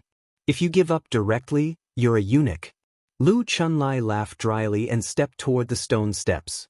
For some reason, a strange word flashed in his mind, slaying Hua Xiong with warm wine. Lu Chunlai brushed past Wei Rong, who was hurrying back with his head lowered, and stood in the arena. He was already calm, thinking that every second he could hold on was worth it. "If I'm a man, I'll hold on for 100 seconds. He didn't even spare himself when he complained. The referee raised his hand mechanically and waved, "Begin!" Lu Chunlai imitated Piao Yuan a few days ago. He swung his waist and back, pushed his feet against the ground, and immediately ran to the right, like a rabbit shot by an arrow. However, the force exertion of a body refining master was not as smooth and fast as a Dan stage fighter. There were certain signs before he made a move. Lu Cheng, on the other hand, was at the entry level of the ice mirror. He could sense the changes in the opponent's muscles and fascia at close range. After years of experience, he could be considered half an expert in this field. Lu Chunlai hadn't really run, but he had already judged correctly with just one glance. He took half a step forward, slightly bent his body, and flicked his left arm to the right side of the opponent, sending out a fast-moving cold light. Boom! In the strange explosion, Lu Chunlai, who was running to the right, ran right into the white cold light. Ice burnings sprang up and covered his body with a layer of sparkling and translucent frost. Lu Cheng strode to the ice sculpture. When Lu Chunlai broke free from the ice, he saw Lu Cheng's smiling face and heard the referee's announcement. The 5th round, Lu Cheng wins. The final result, Songqing University Martial Arts Club wins. Cheers and trumpets sounded. The audience inexplicably sympathized with the Martial Arts Club of Jinfeng University. "I just drank a mouthful of water." Yenjika wrinkled her nose and pursed her lips. She shook her thermos flask at Lu Cheng, who was looking at her from the arena. Her smile was like a vine growing in her eyes. In the live broadcast room, Chen Sansheng shook his finger and scolded jokingly, "He's destroying the market. If everyone is like Lu Cheng, how can we sell the copyright of the martial arts competition in the future? How can the TV station make money by advertising?" How many seconds did it take this time?" Lu Chang laughed. "Well, less than 2 seconds. Chen Sansheng decided not to continue this unpleasant topic. Congratulations to Songqing University for being the first to enter the top 4. What awaits them is a tough battle. Then, Lu Cheng and the others returned to the locker room. Li Mao went to the emergency room with the help of Kai Zongming. He was told not to do strenuous exercise for 2 weeks. After that, they watched the match between the capital and Guiyang in the locker room. Rin Li, who was in charge of the match, didn't do much. She easily defeated Chindigua and Jiang Jingfeng, who had slipped through the gate. Lu Qing couldn't accurately judge how much progress she had made in the past year. Kongtong School was established by the Wind sect and mastered part of the incomplete chapters of the Plague sect. After the dust settled, the host, Lu Chang, made a conclusion. In this match, Chindigua and Jiang Jingfeng of the capital were very restrained. When they were tired, they left the arena to save their strength. The 2 top 8 matches in the first half are over. If there is no accident, Songqing University and the capital will meet in the semifinals. Let's look forward to this match. Let's look forward to the battle between Lu Cheng and Ren Li.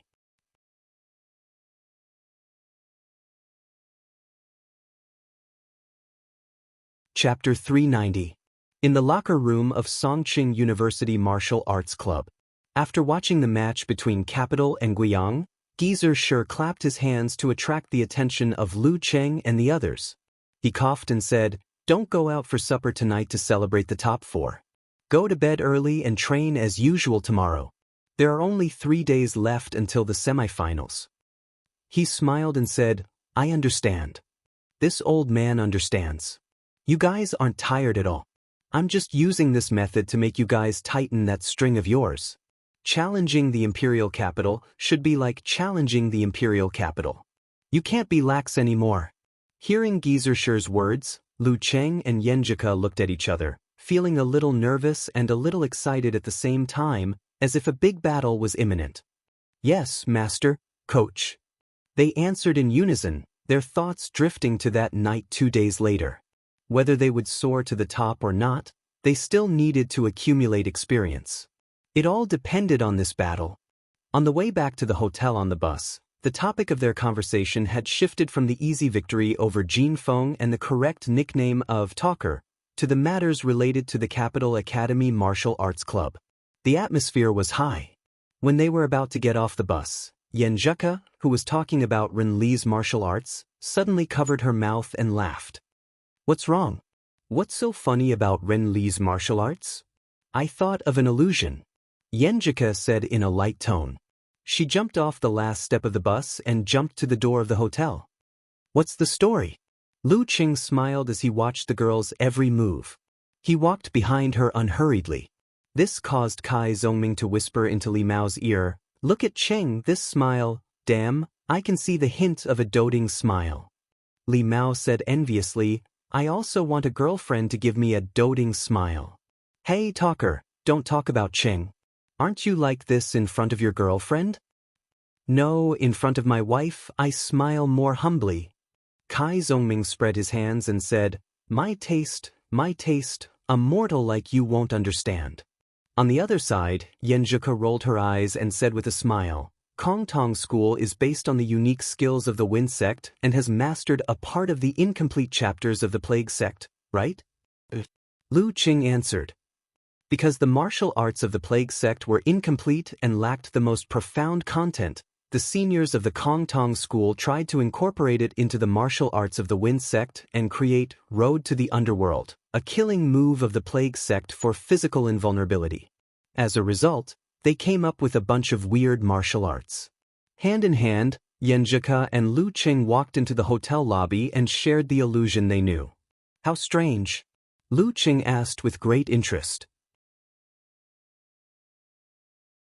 "Well, for example, the seniors of Kongtong School who mastered these weird martial arts were given several interesting nicknames, such as humanoid biochemical weapon, walking gas bomb, forbidden by the Universal Convention, physical invulnerability of mass destruction." Yenjika was more and more amused. "The only thing left was our solemn promise not to use the physical invulnerability fighters of Kongtong School first." Lu Cheng was dumbfounded. After a long time he said, "That's pretty scary." Fortunately, Ren Li hasn't reached the inhuman stage. Even if she learns these weird martial arts, she won't have any obvious effect. Yenjika smiled, showing her dimples. "Silly boy, you don't have to worry about this. Because these weird martial arts are too murderous and can easily hurt innocent people, Kongtong School has been strictly controlling them. They can't be taught to direct disciples and elders who have passed various tests. Even in the top competitions, they rarely appear. Otherwise, when I mention those nicknames, I wouldn't have said interesting but horrible. They rarely appear in the top competitions. No wonder I don't know." Lu Qing suddenly understood. While talking and laughing, they entered the elevator and came to the floor where the room was. Yenjika swiped her card and entered the room. When she was about to close the door, she suddenly turned around and looked at Lu Qing with her bright eyes through the gap. She said with a smile, "Do you want to watch the competition video of the capital together tonight?" At this time, such an invitation made Lu Cheng's blood boil and rush to his head. He was about to push the door open and hug his little fairy. But when he thought of his master's order and the upcoming war, He hesitated and thought it was better to cultivate his mind and temper and fully prepare for the upcoming war. In the short period of hesitation, he saw a trace of wisdom in Yenjika's eyes and heard her say in a light tone, "It seems that you don't want to. Then forget it." Before her voice died away, she had already prepared and closed the door with a bang, leaving a burst of clear and undisguised laughter. She was very proud. All of a sudden, it dawned on Lu Cheng that Ku was deliberately teasing him. She knew very well that with his personality, he would definitely consider the war with the capital and his master's advice. He would definitely hesitate. That was why she had never intended to let him into her room from the beginning. "You know how to flirt back. You know how to tease me." Lu Cheng took out his phone and sent a message with an exclamation mark to express his feelings. "Heh." Yenjika replied quickly. She first laughed and then said, "I only dare to flirt with you when you don't know how to do anything. Otherwise, how embarrassing." "Who said that? Who said, 'Don't you want to kiss me,' at the door that day?" Lu Cheng teased. He had understood for a long time that when interacting with girls, you can't just flatter and say sweet words. You have to tease and tease from time to time to be intimate. "Forget it." "No, I didn't say that." Yenjika replied shyly. "It's not easy for me to take the initiative and you dare to laugh at me." "Humph, I won't be close to you in the future." Lu Cheng knew when to stop. He smiled and said, "Guess what I'm thinking now?" Yenjika replied, "Thinking that if I flirt with you again next time, you won't care about anything else?" "Humph, there won't be a next time." Lu Cheng laughed. "I'm considering whether or not to break in. How much would I have to pay the hotel if the door is destroyed without a complete corpse? Not to mention the door, even the wall can't stop me." Yenjika sent an angry emoji and said, "Go back to sleep." After flirting for a while, Lu Cheng went back to his room and washed up. When he lay on the bed, he chatted with Yenjika while browsing the forums and Weibo. From time to time, he would chat with Talker and Fatty Jiang. At this time, the official website of the Weibo Lottery Company had announced the latest odds for the final match between Capital and Songqing University. Capital, 1-1. 3, including principal. Songqing University, 1-1. 5, including principal. The odds for both sides were quite close. Capital was slightly lower, which meant that the public thought they had a higher chance of winning. "That's reasonable." Lu Cheng glanced over and read the analysis and predictions of the famous martial arts influencers. 3 generations of the Chen family said, Lin Ke is stronger than Chen Digua, while Yenjika is weaker than Jiang Jingfeng or Jiang Kongchan. The final result depends largely on Lin Ke and Rin Li. If Lin Ke wins by 1 or 2 moves and exhausts Chen Digua a little bit, Lin Ke will be able to maintain a decent strength to face Jiang Jingfeng or Jiang Kongchan. Even if he still loses, he can exhaust his opponent to a very tired state, which gives Yenjika a good chance to win. After all, these 2 professional 8th pin fighters are pure fighters without supernatural abilities. If Rin Li wins, Lin Ke will be exhausted in advance. When facing Chen Digua, who is a normal professional 7th pin fighter or even stronger, he may lose if he is careless. Even if he wins, he will be close to his limit. In this case, Jiang Jingfeng or Jiang Kongchan can preserve most of their strength to face Yenjika. If they don't break down and lose their performance, the result will be predictable. So, who has a higher chance of winning, Lu Cheng or Rin Li? Judging from the strength he has shown so far, Lu Cheng has the combat capability of a top 6th pin, while Rin Li hasn't shown her full strength yet. Of course, we all believe that she must have reached the realm of a top 6th pin, or even close to the inhuman stage. From this point of view, they are almost the same. But on the other hand, Rin Li knows her enemy well, while Lu Cheng knows himself well. Therefore, I am cautiously optimistic that Rin Li will win by a narrow margin and the capital will enter the final again. All-knowing man in ganghood didn't post a long Weibo this time, but only a short sentence. Probability of winning, Rin Li 60%, Lu Cheng 40%, the capital wins. So, did superstition is not. He said with conviction, The substitutes of Songqing University are too weak. How can they beat the capital? Good, this toxic healer? Lu Cheng laughed. When he was about to click on the comments, Yan Zhika forwarded an interview video to him. Look, Ren Li's post-match interview. Lu Cheng buffered the data and watched it carefully. In the video, Ren Li stood in front of the reporters like a doll with her hair tied in a half bun. She was of medium height, neither tall nor short. Today, we still have 3 questions, but they are not related to this match. The reporter was obviously familiar with Ren Li, so he said with a smile. Okay. Ren Li nodded slightly. First, we are actually very curious. You are not like Peng Liyun, who has an unusual interest in physics. Why do you still want to enter a university instead of accepting the arrangement of Kongtong School and participating in professional competitions step by step? The reporter asked with great interest. Ren Li opened her mouth slightly and said with her eyes looking up, My parents are both professors in the university. If I don't study for an undergraduate degree, I feel that I am illiterate. There will be a generation gap between them. And the more knowledge I have, the more I can comprehend martial arts by analogy. So you are from a scholarly family. The reporter praised. Second question, I heard that you are usually very muddle-headed, especially road blindness. Has it reached the terminal stage of a terminal illness? Ren Li unconsciously pouted her mouth and answered with a slight grievance. They say that I am always in the state of, who am I, where am I, what am I doing? I think so. A person's energy is limited. He can only concentrate on 2 or 3 things. As for the rest, just let it be. Why do I feel that your answer is very weak? The reporter laughed. Third, what do you think of the match between you and Lu Cheng? Who has a higher chance of winning?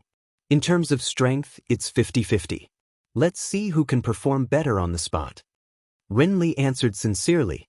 The reporter shook her head. No, you haven't revealed your trump card in this national competition. Just from this point alone, you have an advantage. Ren Li looked at her helplessly as if to say, Hey, don't expose me. In the video of the interview, the bullet screen was filled with comments such as, Wow, so cute. You're so cute. Ren Li, I'll always support you. Support you. Beat Lu Cheng. Lu Cheng was annoyed and amused at the same time. He was looking forward to the semifinals. Of course, before that there was one more thing to do. That was to watch the match between Peng Liyun and An Chaoyang and see the true level of the former. You're tuning in to the Passion Pages YouTube channel. We're so grateful for your support, and don't forget to subscribe to join us on this incredible journey through captivating stories. Your generosity through donations truly makes a world of difference, as it's the primary source of revenue that allows me to expand and enhance this channel for you. Thank you from the bottom of my heart for being a part of this adventure.